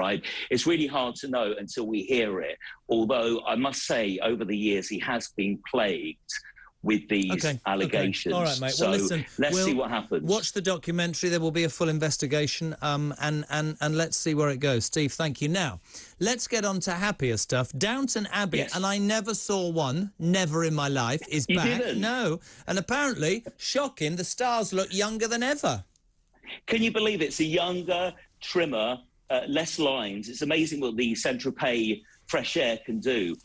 I've spent 3 years having fresh air. It's absolutely works wonders on the old. Don't look at me like that, you, Scamp. a work of art. As I said to Mrs. O last night, look, this is me looking shocked. Just a pair of eyes dancing around. Get on with it, man. Are you a Downton Abbey fan? What's happening? You know, I saw the first movie. It took 90 minutes for the Queen to arrive. I kind of dozed off in the middle of it. The Queen arrived. The movie finished. I finished the popcorn. This movie looks so much better than the first one. So actually, they've kind of all gone on location to the south of France. Maggie Smith is just, I mean, she can just be the whole movie. She can't do any wrong. Really looking forward to this. The stars look super fresh, actually, I must say. You know, the film premiere, all the press they've been doing about it, they look like they're having a really good time. And unlike the first movie, you say, Jezza, this one actually has, I think, some good content. It's got a good storyline, some killer lines from Maggie Smith. I mean, she really doesn't let you down. Just watch the promo. It's only 90 seconds, but just from that alone, you're like, yes, I'm in. So I will be going to see it. It's out on Friday. Good man. Couple of other things quickly. Alec Baldwin, the latest footage of that actual moment that horrendous shooting took place, the gun in his hand. Last week we heard there's going to be a fine against the production company Rust, and he said that exonerated him. What's the latest? The latest is, I mean, this is really hard stuff to watch. You actually see the moments when the police turn up. You see the actual moment when Alec Baldwin pulls the gun out just before that fatal shot happened. That what they're saying, it's just a complete mess. He is denying it. He's blaming everybody. Somebody, as part of the safety regulation team, as part of the movie production, quit a couple of days before the incident happened, saying, I'm not happy being on set with this company. It's not safe. So, I mean, it's a mess. It's a real mess. But you'll see, we're seeing footage now. And, I mean, this is literally the moment when the police turned up. Wow. And it's just awful. You see blood on the floor in the barn after the shot was taken. And what a mess. How could that have been allowed to happen, though? That's the question on everybody's lips. Somebody has got to face, you know, justice. Absolutely. Finally, the big thank you to, which I think is fantastic, of Virgin Radio tonight. 5,000 key workers turning up at the AO Arena in Manchester. The Kaiser Chiefs. I don't know why I did that. Did somebody really call the vaccines? Oh, God. And Tom Walker all playing tonight. Are you introducing them all on stage? Are you up there doing your bit? Yeah, so we're backstage at the moment. I just had to tell the Kaiser Chiefs to stop their sound check because I was about to come on with you. I was Say like, hello just to for them. a couple of minutes. So they're kind of on hold. Of course I will. I spoke to Tom Walker earlier, who was saying during lockdown, because the mad thing is, lots of the artists that are coming on this tour haven't performed live for a couple of years. So Tom was saying, you know, this is one of the first big gigs he's done since 2020, and he was, you know, he said it might be quite emotional later when he gets up on stage. 5,000 key workers. We've got everything from kind of nurses to doctors to shop workers. There were people last night, because I was at the Glasgow one, with tears in their eyes at the end, and some really, really like lovely. You have a life though, Denya. You have a life, Denya, don't you? The big thank you to hanging out with the Kaiser Chiefs. I was saying earlier, mate, Piers has Donald Trump, Tom Newton-Dunn, honestly, has Boris Johnson, right? And I've had Eddie the Eagle Edwards. But you at least have raised the bar, my friend, raised the bar. There you go. Look, I've got a rider as well here, if you can see, with some chocolates that have just arrived. No Nothing tea. healthy, but Look at him, he's got chocolates, Denny. No tea. No tea, nothing, no support, but I think it's a fantastic idea. Is it just the key workers or other people? How many are you expecting tonight? The 5,000 or more?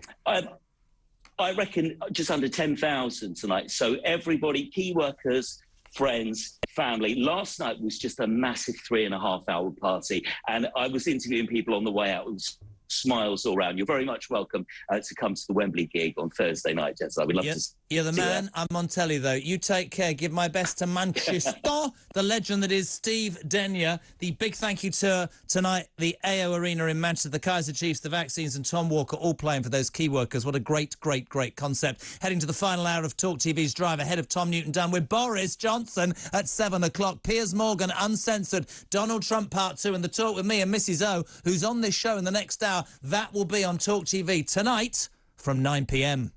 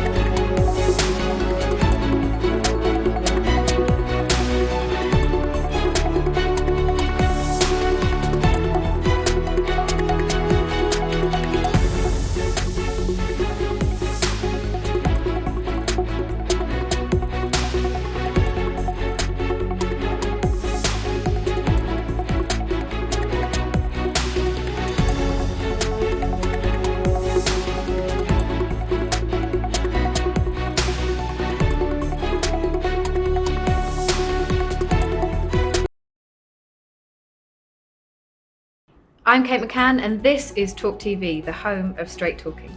My biggest career highlight has to be when I was leaked the entire Labour manifesto the night before they were due to publish it. It was Jeremy Corbyn's manifesto. It was a huge moment for him as the Labour Party leader, and we got all of it in its entirety. It never happened before, first time, and we completely threw out the entire newspaper, started from scratch and published the whole thing.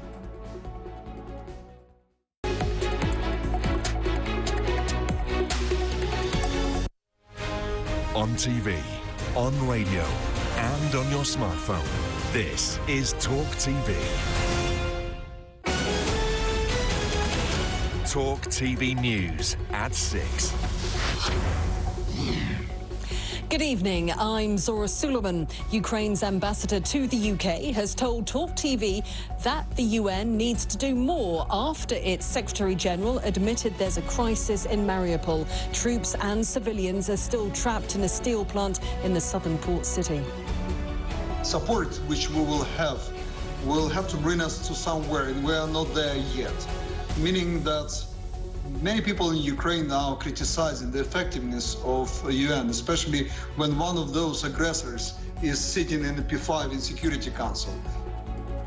Well, it comes after a meeting between Russia's foreign minister and the UN in Moscow, in which the organisation said it's ready to step in and save lives in the key port city of Mariupol. We'll have more on Ukraine with the Prime Minister, who's live on Talk TV, speaking to the news desk with Tom Newton-Dunn from 7 o'clock tonight.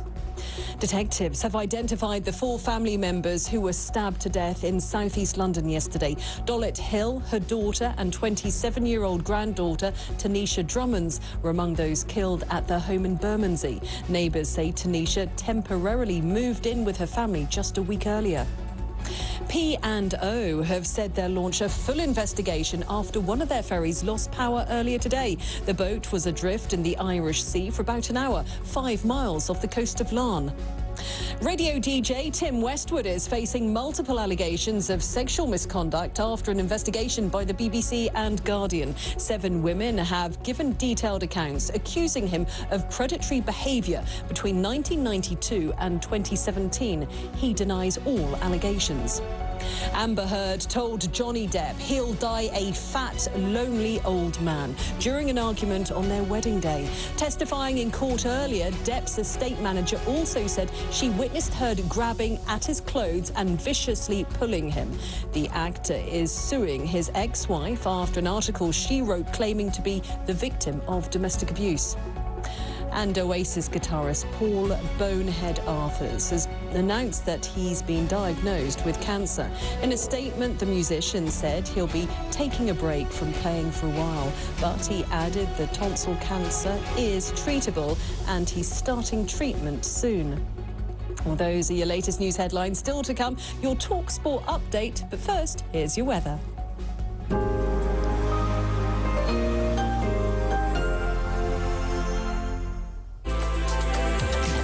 Travel sponsors Talk TV weather. Hello, I'm Nazneen Gaffer. Today it has been brightest and mildest across southern and western areas of the UK, as you can see with the situation earlier, whereas further north and east it has been somewhat cloudier with a few spits and spots of rain. Why is that? That's because we've had high pressure to the north of us. That's been bringing through a northeasterly airflow, dragging through quite a bit of cloud across those northern and eastern parts, a few spits and spots of rain, whereas further south and west, away from the brunt of those cool northeasterly winds, there have been brighter skies and milder conditions. Now, high pressure sticks around for the rest of the week, and it moves a little further southwards, allowing for brighter skies across northern areas from around Thursday onwards, and still dry conditions. So going into tonight, any clouds starting to break up. There will be some clear spells in some rural spots, particularly across parts of the west and the north. There's the likelihood of a frost, and so it will be quite a chilly night, temperatures below freezing in some areas too. But otherwise, tomorrow looks to be a fine and bright day, and actually a bit brighter across northern and eastern areas compared to recently. And finally, take a look at this. As I mentioned, April has been a dry month, and this could have been one of the factors that led to the spread of this wildfire near Henley Park Ranges, spreading more than 6 miles. Surrey Fire and Rescue Service left the park yesterday, 2 days after the blaze began. Times Travel sponsors Talk TV weather.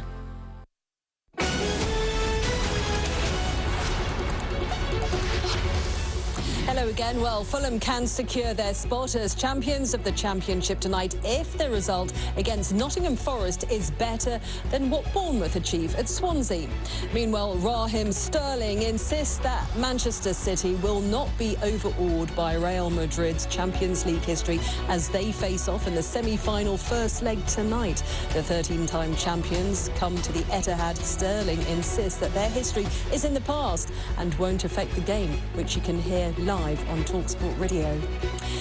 Emma Raducanu has split from her coach Torben Belts after just 5 months. The 19-year-old US Open champion said she needed a new training model going forward. She's currently in Spain preparing for the Madrid Open, which begins on Thursday.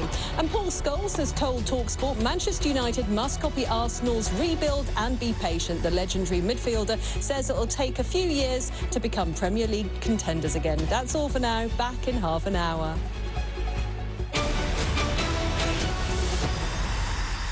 On the news desk tonight, we have an exclusive interview with the Prime Minister, and I'll be asking him about the Ukraine war, the cost of living crisis, and the Partygate scandal. So join me and the PM at 7 p.m. tonight on Talk TV.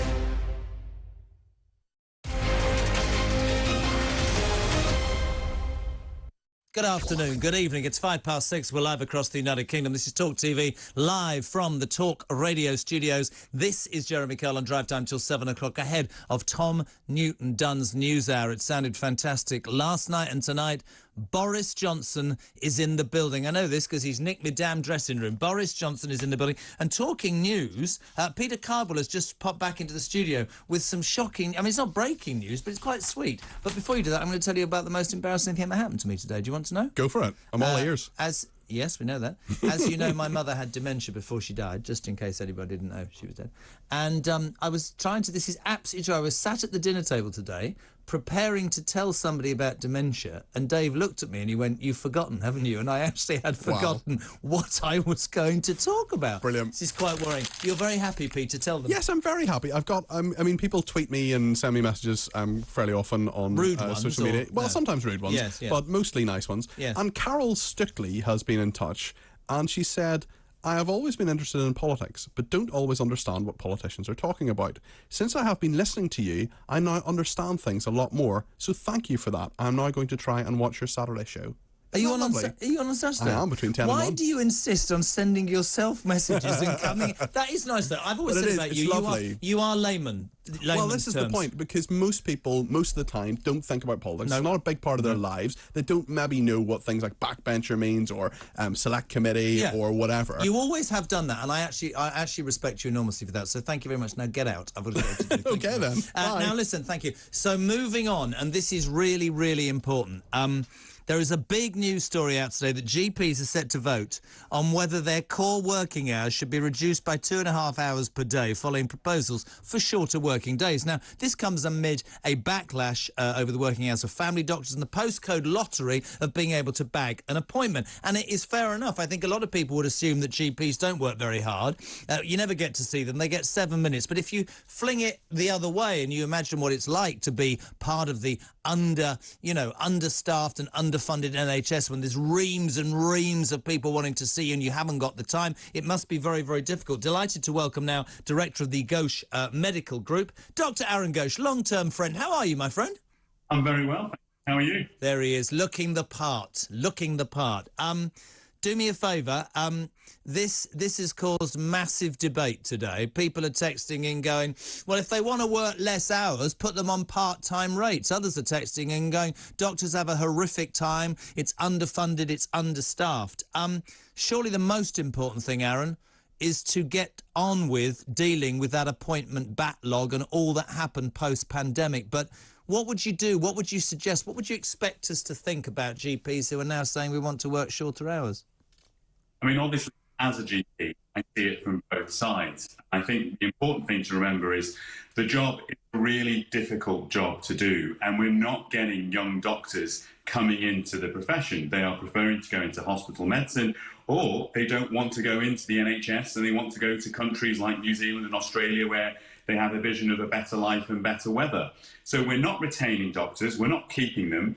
The actual profession itself has changed in terms of the old adage of, I remember my family doctor, meaning you would see the same doctor for continuity of care. That's completely gone. And you're very lucky if you see the same doctor again. Very often it could be a locum doctor or a salaried doctor. So the structure of GPs has actually changed. Yes, there's some things that have happened that we've done ourselves. We have a far higher amount of GPs working part-time, trying to balance this, what we call portfolio career of working in different areas, and that hasn't been very good for general practice as a whole. But we have to remember our patients have changed too. Our patients are much older, they're much more complicated, and the medicine that we have to deal with is much tougher on a daily basis than it was 10, 15 years ago. In terms of people listening to this, I guess the appointment backlog problem, people who have missed out on the pandemic for cancer diagnosis because of lockdown and whatever, they're going to think resentfully, I guess, about doctors saying shorter hours, more money, whatever. But what you're saying, is it underinvestment? You said about people, you know, not wanting to come into the profession. That'll be because it's not attractive anymore, because of hours, because of money, because of the lack of support and help, right? Absolutely, and I think that lack of support has been a huge thing for possibly over 20 years. There needed to be investment many, many years ago to save general practice. I'm quite worried that general practice will turn into what dentistry has turned into in this country, and that you will be struggling to zoom around and try and find an NHS doctor to get your appointment, because so many people are leaving and going into private medicine or online medicine. There's many ways that people actually want a job now. The previous attraction that was with the NHS was things like great sick pay, great pension, long continuity of a job, staying in the same area, dealing with those patients from birth to death. Yeah. That isn't always now as attractive as it was, because a lot of those things have been reduced, and people want a job they actually really like to do every day for the next 30, 40 years of their life. True.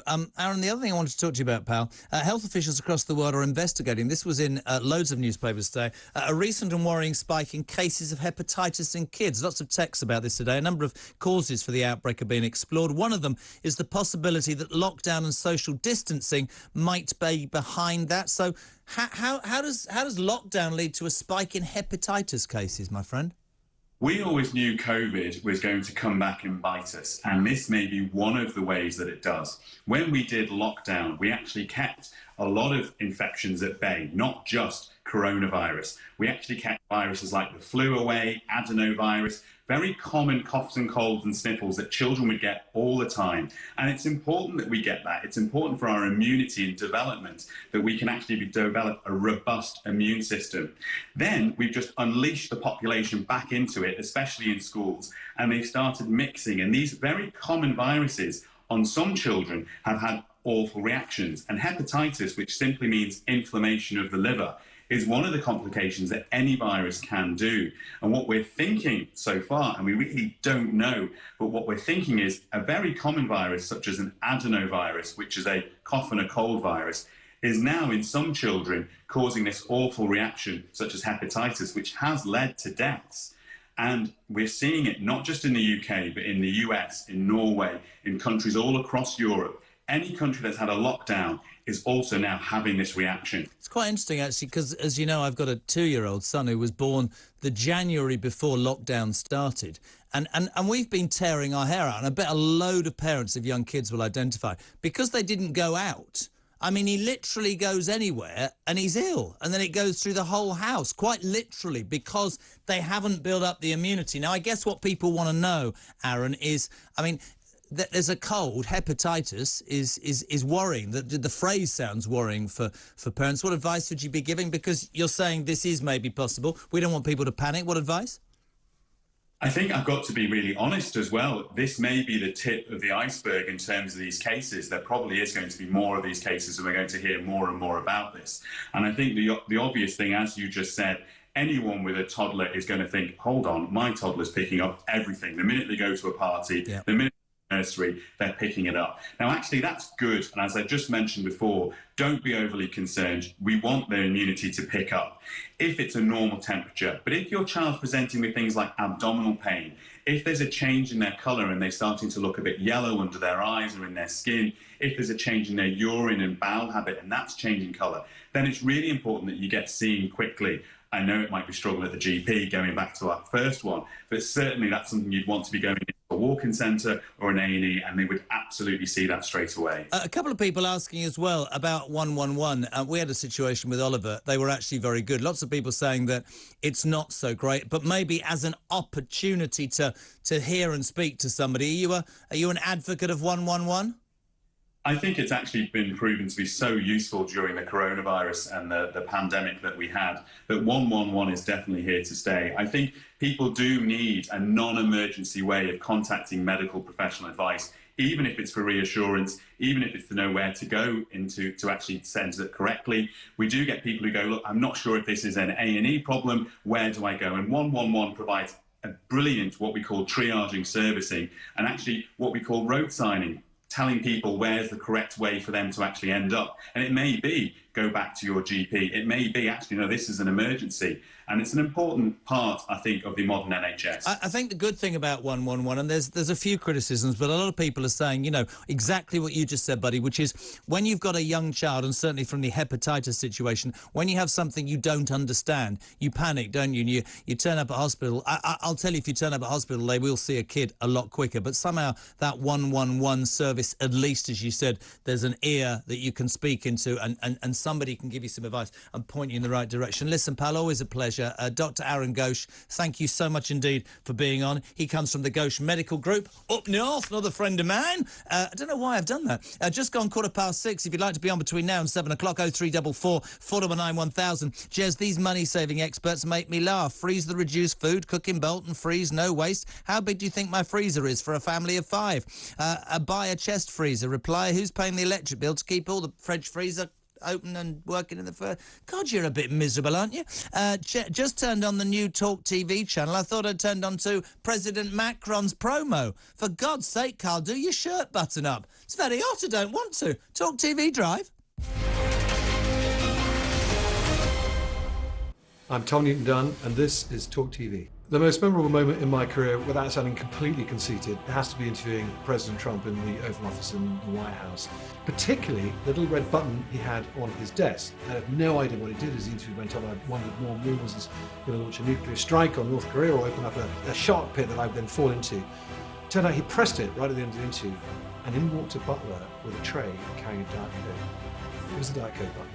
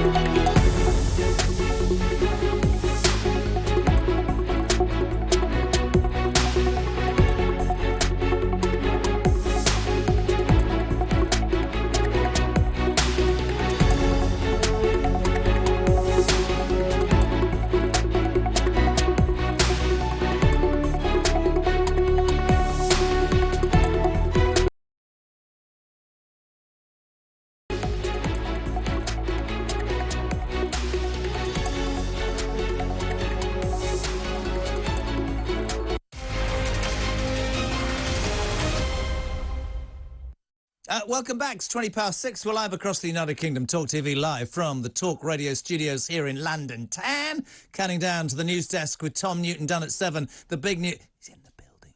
Boris Johnson. Live and exclusive on Tom Newton Dunn. He's in the... It's in my dressing room. Got to change in a corridor. Boris Johnson on Tom Newton Dunn. Piers, part 2 of Donald Trump. Donald Trump, brilliant last night. I'm going to say fantastic. What a watch. And then there's a programme with the talk with Mrs O, Sharon Osbourne and Jeremy Kyle with a cast of 3. Lots to talk about, and I believe that Mrs O is on her way up. She wants to come and see the radio studio, so we'll get Mrs O on between now and 6 o'clock. Get the red wine in, because if you read the paper, apparently after the show last night, she and I downed several bottles of red wine and went and had dinner. Absolute fabricated rubbish. I don't know where that's come from. We didn't have many, we had just a couple. 0344 499 1000. We're going to Portsmouth. Sean, you're on Talk TV. Good evening, my friend. Hi, Jeremy. How are you? I'm good, my friend. How are you? I'm keeping well, a bit busy as ever. I wouldn't have minded a glass of red with yourself and Sharon. I bet that would have been quite entertaining. Can I just tell you something? I moaned earlier to Dave Levine, top producer of this show for the last 7 months, that I didn't have a bin to put rubbish in, so he bought me a rather knackered-looking one, and he said, if you look inside, that's where I got your career out of. It's absolutely brilliant, isn't it? So there we go. There we go. The best links are always not written by me. What do you want to talk about, pal? The cost of living crisis. You were having a quite interesting conversation earlier with Peter Cardwell and then on to the other panel that came in. There's been a lot of talk about getting rid of the green levies on the energy bills. Yes. And I was saying to your research team earlier, it's getting to the point where it feels like we're just pushing numbers around a screen, essentially, and we're not really getting anywhere. And whilst I was waiting to come on the show, I did some research. Did you? Essentially, the typical customer on a priced sort of dual fuel tariff is paying around £2,000 a year for their energy bills over a year on direct debit. Yes. Now, on that breakdown from Ofgem is your green levies, and it's only 150 quid a year, give or take a bit. So it's not a huge amount of money. Still 8%.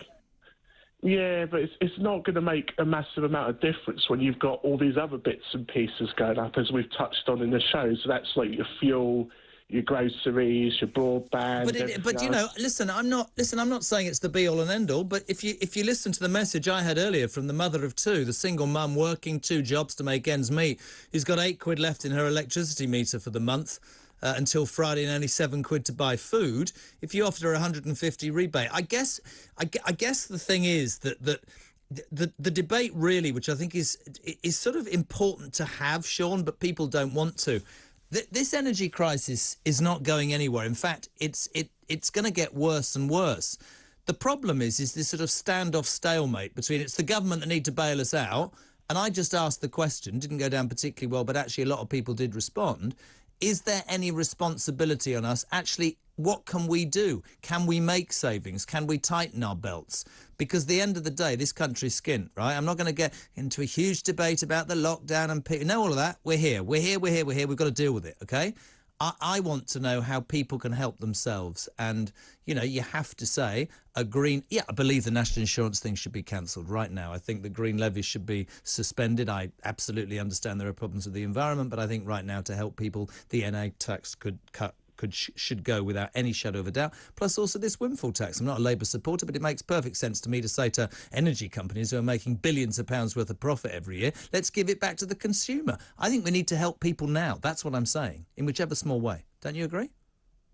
I do agree, but I'd come at it at a slightly different angle, and that's probably because I'm a working person, so I've not got fixed income like that. In the example you gave earlier, that person who's got the kids and there's got barely any money to scratch themselves on the back, basically. I just think one way they can help, especially working people like myself, is by raising the personal allowance on tax or cutting VAT and just giving people who are putting into the economy by spending money more of their own money to spend, because at the moment it just feels like we're going, like I said to you earlier, we're going in this vicious carousel where we're not getting anywhere. And my fear is that, okay, you can bring some of these measures in, I think we're still going to be in the same situation in 6 months' time. So we need to do something a little bit more radical than what we're doing at the moment. And I'm not convinced that the state meddling in the free market with energy companies and windfall taxes are necessarily going to be the way to go. Listen, really appreciate your call. Don't disagree with it, Sean in Portsmouth. We're going to Croydon. Costa, hello. Hello, mate. How you doing? I was going to say, have you got a sense of humour, or is somebody going to complain? I was going to say I'll have a latte. No, I've got a sense of humour. Go on. I'll have a latte, please. Oh, so would I. Are you buying? I'll have one. You're in Costa, aren't you? No joke. Getting to the end of a long day. Oh, no, I haven't got a TV show to do. Right, what do you want to say, pal? Right, what it is, Jeremy, right? I worked in the NHS for 30 years, and I can tell you this now, money is wasted. Yeah. Right? There's a lot of money in these wasted. What you need is independent auditors to go into every NHS hospital and find out where the money's going, because there's a lot of wastage in the NHS. It's been going on for years. Yeah. And the more money you put in, the more money people say there ain't no more money. There's plenty of money going in NHS, but it's not going in the right places. It's really refreshing, Costa, on a serious note, to hear from somebody who's worked in the NHS for 30 years, because I think, you know, over successive decades, governments have just gone, you know what, we'll just throw some more money at it. But I am pretty damn sure if you were running a business, and as you've quite rightly said, money is being poured down. I mean, you know, you hear about stories, whether it's, I don't know, whether it's sort of administrative staff, whether it's machinery that's not needed. I listen to people say we can't get an operation because they can't get enough doctors, there's not enough nurses, there's not an ambulance crew. Those are the things that matter. But then I think you also have to ask yourself, which goes down like a lead balloon, is the National Health Service helping people that it shouldn't help, and not helping the people who pay into it, who it should help? Well, this is the thing. This is what I'm saying. It needs a proper auditors to go in. It's no keep you throwing good money after bad. Do you know what I mean? And it doesn't bail out the hospital. The way it should be run, it's supposed to be run as a business, because someone goes in there and finds out, you know, you get suppliers that rip out the NHS. You've got people that buy things you don't need to. It's not really going into the frontline services. You know, they buy chairs. They don't need to buy chairs. They buy filing cabinets. They've already got a filing cabinet. Why do you want another filing cabinet? It just doesn't make sense. And it's not their money. So because it's not their money, people don't actually look at where the money's going. It's just basically, just bang them a load of money in. Money is not the answer. What is the answer is someone going in there to see where the money's going and put the money where it's supposed to be going, and not into places where you don't need it. I've always thought the NHS. The main issue. I think the NHS is fast becoming the EU of this country. I think you're absolutely right. I think that it's over bloated, and people will get on the phone. They go, "You don't know what you're talking about." Well, I do. Billions and billions of pounds. You could pour more. I don't think it's going to make a difference until it is streamlined, as you said, and looked at, and you know, the excesses and the stuff that isn't needed are cut out. That is surely the most important thing, Costa. Listen, really appreciate. What do you do in the NHS, pal? I work nights. I work in the porter and security. Well, let me tell you, you deserve great credit, and thank you for all the work you did during the pandemic, and thank you for making it Talk TV. This is JK with Drive until 7 o'clock. I'm going to keep saying it because it is true. It's official. Oh, by the way, can I say hello to my mate Laura Weller? Just text him, I haven't read it, but nice to see you. Thanks for tuning in. What a lovely lady she is. So listen, Boris Johnson's in the building. Listen live with Tom Newton-Dunn on the news desk from 7 o'clock. Ahead of that, John Torode, MasterChef presenter, and Sharon Osbourne, Mrs O. She's Mrs O. I'm Mr K. I nearly said Mrs. then, I can't speak. I'm Mr K. She's here before 7 o'clock. Tom and Bojo. Piers Morgan, of course, from 8 o'clock tonight, he has got that second interview, the second part of Grumpy Trumpy, only here on News Talk with Piers. It's almost 6:30. News headlines are next. Talk TV is going to be the kind of channel that when you have sat there, as I do in this industry, as a journalist, and you think about what a channel should be, what is missing out there. You know, people have given things a go. They've tried to say, look, this is where we're going to have common sense and real views and represent what ordinary people think. And it's never really happened. And actually, Talk TV has come along, and it absolutely is about to nail that very thing.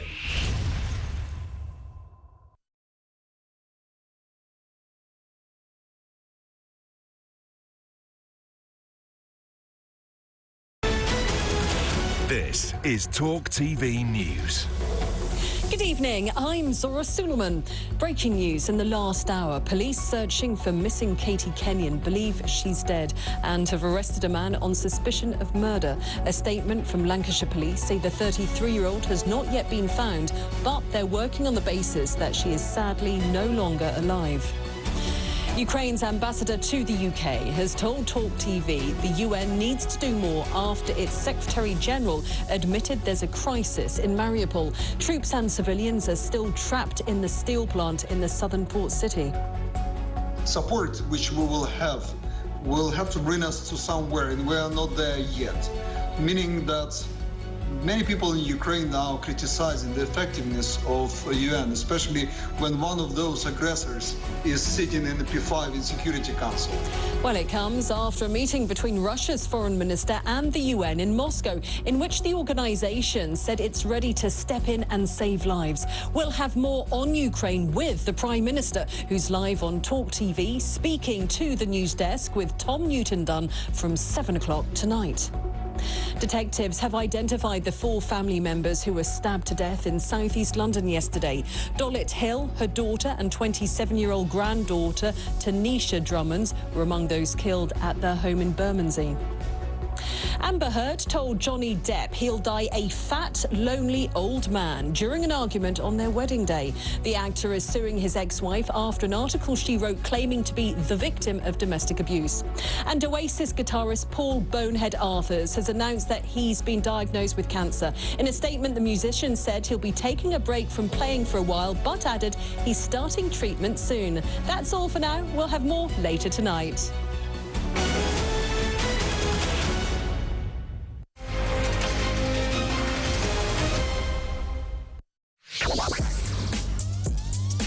Oh, do you know what? Honestly, how embarrassing was that? It was all going swimmingly for 3 hours or 2.5, and then suddenly there's nothing. Thank you, Sam. No problem at all. Not your fault, not mine. We're getting used to it.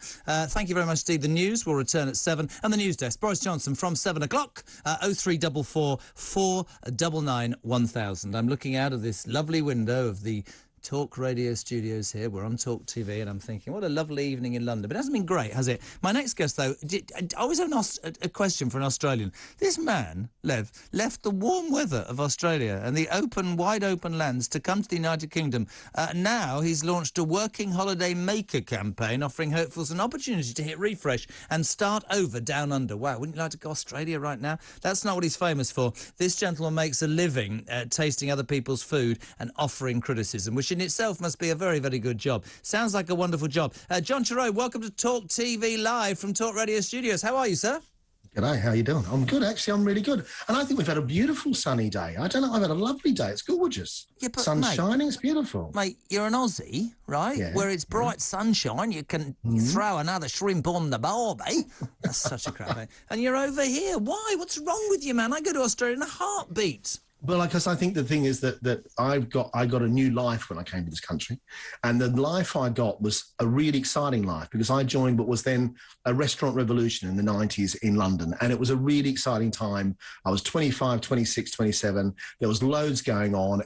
I was away from my family. I didn't have anybody judging me. I could do what I want. I could be a bit sort of outrageous here and there, and that's really what I'm trying to say on this whole campaign from South Australia is that they're opening up. You know, the world's opened up again after pandemic, hasn't it? Sure. And so we used to have this incredible mixture of people going backwards and forwards between Britain and Australia. And that was up to 50,000 people a year, young people, doing what was called a working holiday visa. So you'd swap countries. Yep. You go for a year, you're allowed to work, and you can do it the holidays, but it means you can actually work. Your tax file number's there you go with the Inland Revenue, whatever you want to call it, and that way you get taxed the right way, and everything's above board. But it means you can sort of learn a new skill if you want to, or you can just hang out and have a good time. And the deal is with this is why I'm so excited, there are 200 £10 return tickets going to South Australia. Put us down for 5 here. We'll go tomorrow. Everybody's leaving the room next door. They want to go. How'd you get a ticket for 10 quid to go to Australia, mate? What's happening? You've got to be 18 to 30 years old. You've got to have a working holiday visa, which you can apply for first and foremost. Yeah. You're fine. Don't worry about it. You're all right. And then you can jump on a plane. You go, it's in partnership with Trailfinders in Qatar. You fly to Australia. I mean, you probably get fed and watered more on the plane than it costs you for the airfare. and you're there, and then you start a new life and do what you want to do. I was thinking, when I was a kid, I've never told this story. When my parents, in 1967, he got a job in the Perth Australian government. In 1960, I'd have been 2, and his parents emotionally blackmailed him genuinely and said, please don't go, which is understandable. And he didn't. He regrets it. I mean, at that time, lots of people looked at emigrating. Does that still happen or less so nowadays? Is this part of trying to encourage that again? Because Australia's a fabulous place, isn't it? Apart from you're not very good at cricket, I think. Well, yeah, we're a bit better than you guys. But anyway, the thing is about it is that it is about this cross, jumping over and seeing each other and mixing in the world. But I think also when you're young, we're sort of told what we've got to do. We've got to make decisions and do our A-levels, your A-levels and your GCSEs. And maybe it's a good idea to take a breath for a year, go somewhere else, and maybe just find yourself without being told what you've got to do. Well, you know what? I said this last night, actually. I think one of the things that the pandemic did, John, was people are less willing to take a risk. I mean, you think about people on television and radio and all sorts of jobs. People are so scared of losing their jobs. They're too frightened. They don't actually do their jobs anymore. And actually, this is like, take a risk, go to Australia. What have you got to lose? You always think, don't you? I don't want to get old and not having done the things that I could have done. So whereabouts? Is it Adelaide? Is that where you come from in Australia? No, I grew up in Sydney and Melbourne. I was born in Sydney, then grew up in Melbourne. But Adelaide, South Australia, right in the centre at the bottom. Yeah. You fly into Adelaide.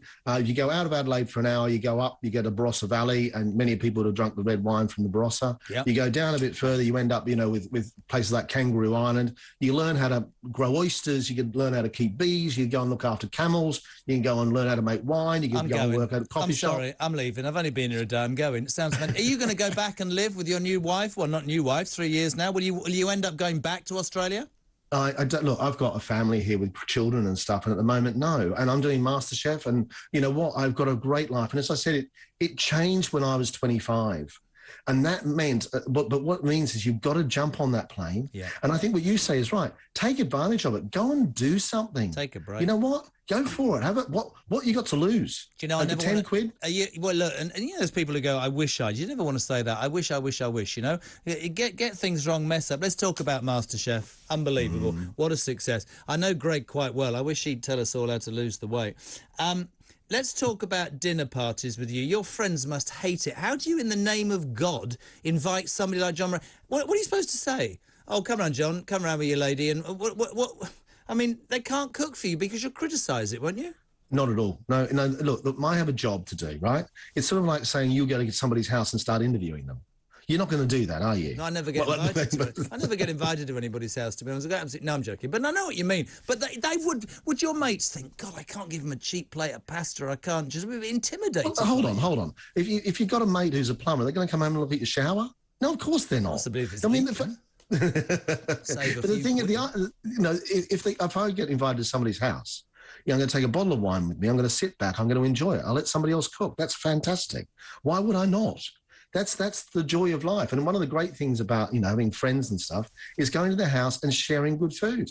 Do you ever, I always imagine like a top chef occasionally must close the front door and go, do you know what? I'm done with all that foie gras rubbish. I want beans on toast. Do you do do you do like simple foods for yourself or not? No.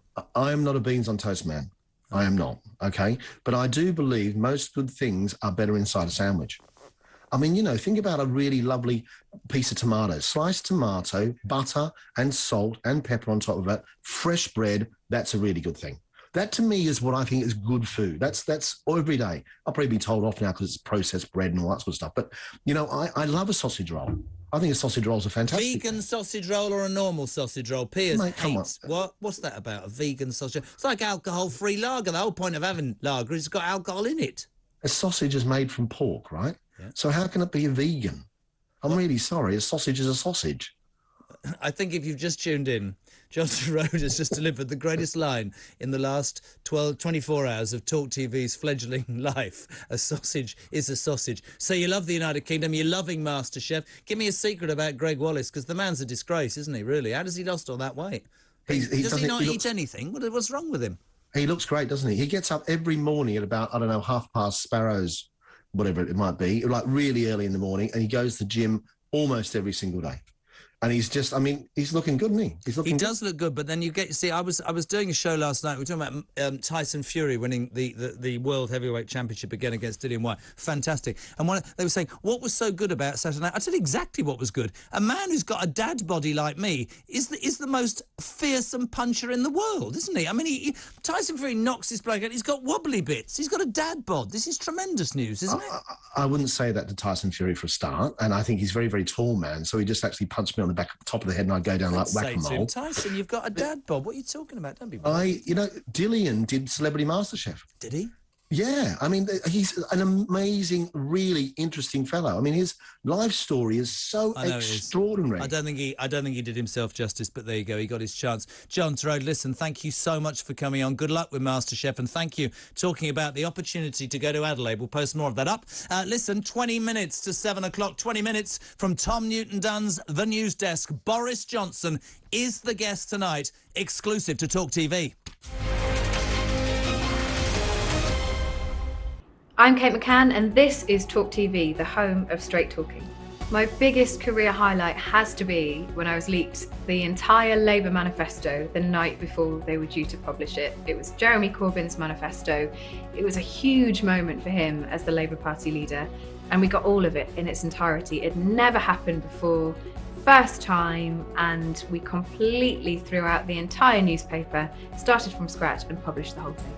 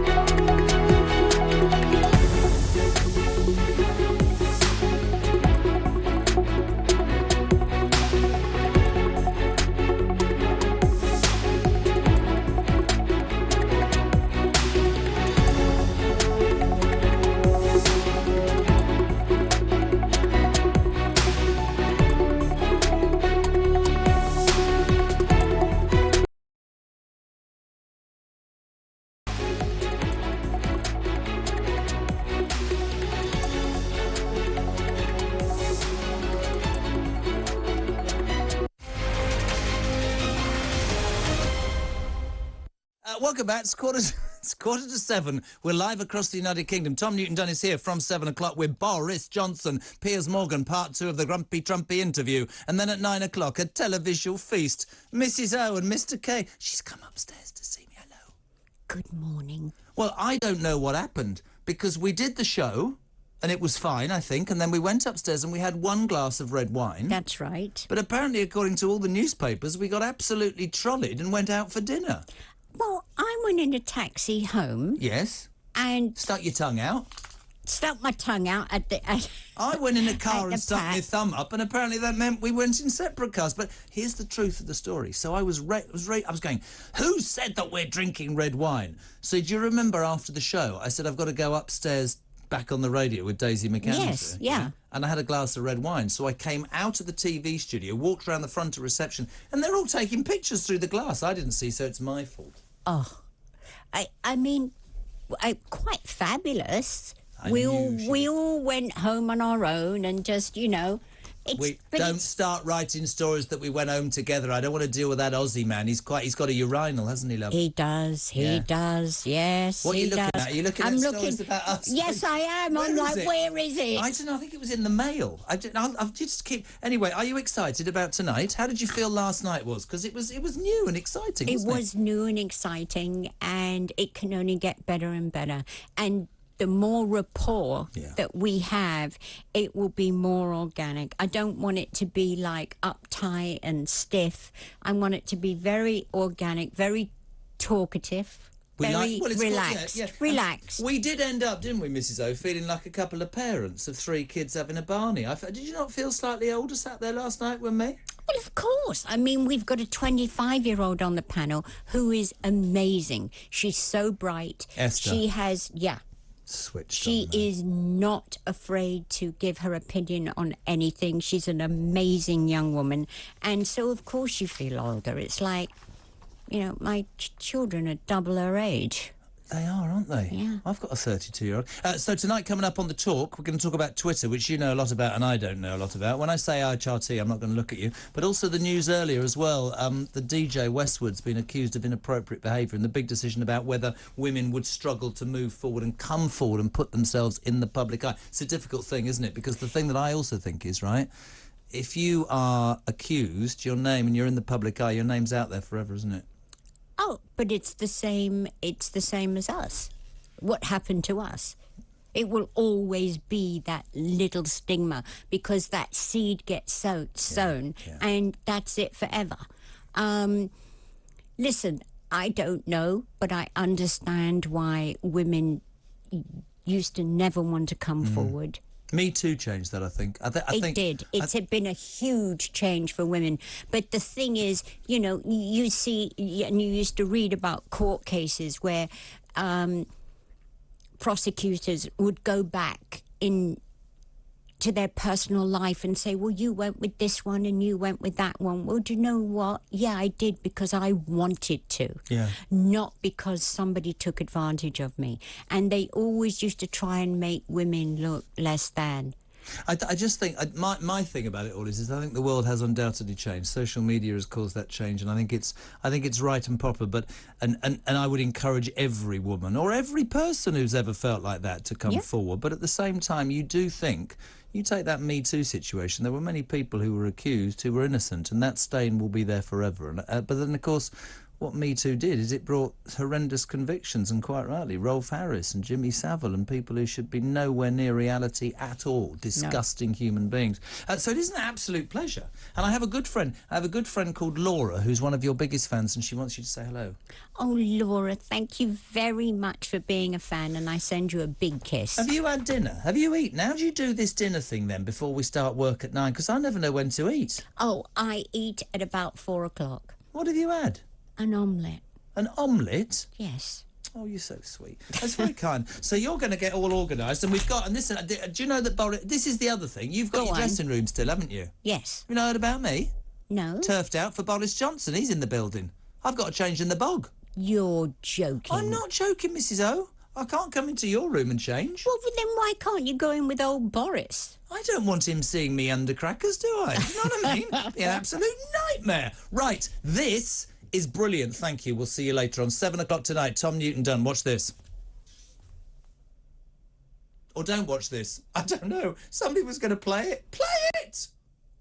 An exclusive interview with the Prime Minister, and I'll be asking him about the Ukraine war, the cost of living crisis, and the Partygate scandal. So join me and the PM at 7 p.m. tonight on Talk TV. Hello, welcome back. Sorry, Mrs O went that way. We'll see her at 9 o'clock. So Tom Newton-Dunn with Boris Johnson from 7. The wonderful Piers Morgan, uncensored. Don't know if you caught it last night. Just so good. My boss walked in and he said, I don't care whether you have the button undone or not. He said, I do that. And they're all walking around the office saying, you're copying me, Denny. So I'm gonna see if that looks better. Nobody really cares. 0344 499 1000. Some text messages to finish. Read the doctor's discussion. We have a fantastic practice in Tenterden, but one doctor went on social media stating how many hours they worked and named them. People are fed up with it. Workers get upset. Jez, I can't believe what I've just heard. We fork out 250 grand for the best medical training in the world, and loads of them clear off abroad when qualified, says Mr. Queen. Is that true? JK rather, sounds like the issue with GPs is much the same as teachers. All they're interested in is what they get paid for when they're off work, sick, and their pension. Heaven forbid they should do the job the taxpayers forked out £250,000 for, says Peter C, very angry. 111 is an utter disgrace of a service, an hourly paid robot referring to a spreadsheet. This is not a health care service by a healthcare professional. It's a complete disgrace. Hello, Lewis. I think Lewis needs help. He says from 05:30 in the morning to 7 o'clock, Talk TV, the schedule shows from the radio station are now being shown on Talk TV. It's only taken him 24 hours. I love it. Oh, yes, it hasn't taken him 24 hours. I love it, especially seeing the Drive Time show with Jeremy Kyle, and he's just off to rehab, so that's lovely, isn't it? So don't forget that, honestly, Mrs O didn't even say, do you want to change in my changing room? She said stay in there with Boris Johnson. Peter Cardwell, you were in with breaking news, and David Levine went, Cardwell out, Mrs O's arrived. Did you feel... It's somehow as if Sharon Osbourne is a bigger celebrity than me, and I just find that very hard to sort of compute. I mean, what do you think, Jeremy? To make way for Sharon Osbourne, and that's all right. Dave says, you're so useless at this job. She's had an omelette. She didn't offer you one, and you went, you're very sweet, thank you, goodbye. I don't really know what's going on. I've had nothing to eat. Anyway. You've had nothing to eat today? Nothing to eat today. Why haven't you fallen over? What? Why haven't you fallen over? Why would I fall over if I haven't eaten? Because you'd be very hungry and maybe you would be a bit dizzy. Oh, bless you. Do you want to make me something? Do you want me to bring you a Snickers? No, you can never do that. Right, Jezza, welcome back. Please could you say hello and happy 50th to my husband, Stuart Pilling. Why is that a funny surname? It's a perfectly ordinary surname. Mr. Pilling, when he has a jacket potato. I wonder what filling he has, Mr. Pilling. I don't even know what happens in my head. You need some food. You need a slap and a Snickers. I am... Anyway, why are you here, Peter? Why am I here? Yeah. Because there's some breaking news. The Speaker of the House of Commons, Sir Lindsay Hoyle, has been criticised quite a lot because of what's been going on the last few days over Angela Rayner and this story in the Mail on Sunday, which alleged that she, as a backbench Conservative MP, had said that she had perhaps used her legs, crossing and uncrossing her legs, to distract Boris Johnson. A lot of people said that's misogynistic, sexist, and all the rest of it. The Speaker of the House of Commons, Sir Lindsay Hoyle, has called in the editor of the Mail on Sunday, the person who's the chairperson of the press gallery, which is the group of all the political correspondents like me who cover Parliament, and the journalist who wrote the article, the political editor of the Mail on Sunday, a guy called Glenn Owen. Do they have to come in? Who does he think he is? They don't have to. Right. A lot of people sort of saying, I think they will, it's going to happen tomorrow. A lot of people saying, why is he doing this? Yeah. We may disagree with the story, we may think it's sexist, but what about freedom of the press? Yeah. Now, there's a lot of questions about this as well. So Sir Lindsay Hoyle has released a statement just in the last few minutes saying, this is Sir Lindsay Hoyle, Speaker of the House of Commons, said, I am a staunch believer and protector of press freedom, which is why when an MP asked me to remove the pass, the security pass, of a sketch writer, they're the ones who write the kind of funny things in the paper and sometimes they're a bit withering and horrible about different MPs, the pass of a sketch writer last week for something he had written, I said no. I firmly believe in the duty of reporters to cover Parliament, but I would also make a plea, nothing more, for the feelings of all MPs and their families to be considered and the impact on their safety when articles are written. I would just ask that we are all a little kinder. That is what I wanted to talk about at tomorrow's meeting. Very, very quickly, all very good and wonderful and makes him look much better than John Bercow, but it's not his place at all. And if you open up that can of whatever, then why isn't he having a go every time somebody writes something about Boris Johnson or Keir Starmer? Is this because, and I don't want to get into an argument, what was written about her was fundamentally wrong, and I defended her yesterday, but why is that? Because she's a woman? I think it's because of the furore about it. I think when there are critical articles about the government that sort of this whole idea of, play the ball, not the man kind of thing, I think that's fine if you say someone's dreadful politician or I don't whatever. think it's his place. I'm being completely serious. A lot of people feel the same way. I don't think. What about you, very quickly? She called the Tory scum. Yeah, I think it's fair enough to. I think it's fair enough to have the meeting, but there shouldn't be any threat to take away anybody's pass for anything they write. Brilliant. Well, thank you for coming in. We had you after, Mrs. O, because you're more important. Stand by then, UK. Talk TV continues after the news at 7. It's a world exclusive. Tom Newton-Dunn has the Prime Minister. Boris Johnson is in the building. At 8 o'clock, Piers Morgan Uncensored returns with part 2 of that Donald Trump interview. And from 9 o'clock, Mrs. O and Mr. K are back with the talk. Have yourselves a great evening. And seriously, pin back your logos, get your TVs tuned. Tom Newton-Dunn is next on Talk. I'm Tom Newton-Dunn, and this is Talk TV. The most memorable moment in my career, without sounding completely conceited, it has to be interviewing President Trump in the Oval Office in the White House. Particularly the little red button he had on his desk. I had no idea what he did as the interview went on. I wondered more and was he going to launch a nuclear strike on North Korea or open up a shark pit that I'd then fall into. Turned out he pressed it right at the end of the interview, and in walked a butler with a tray carrying a Diet Coke. It was a Diet Coke button.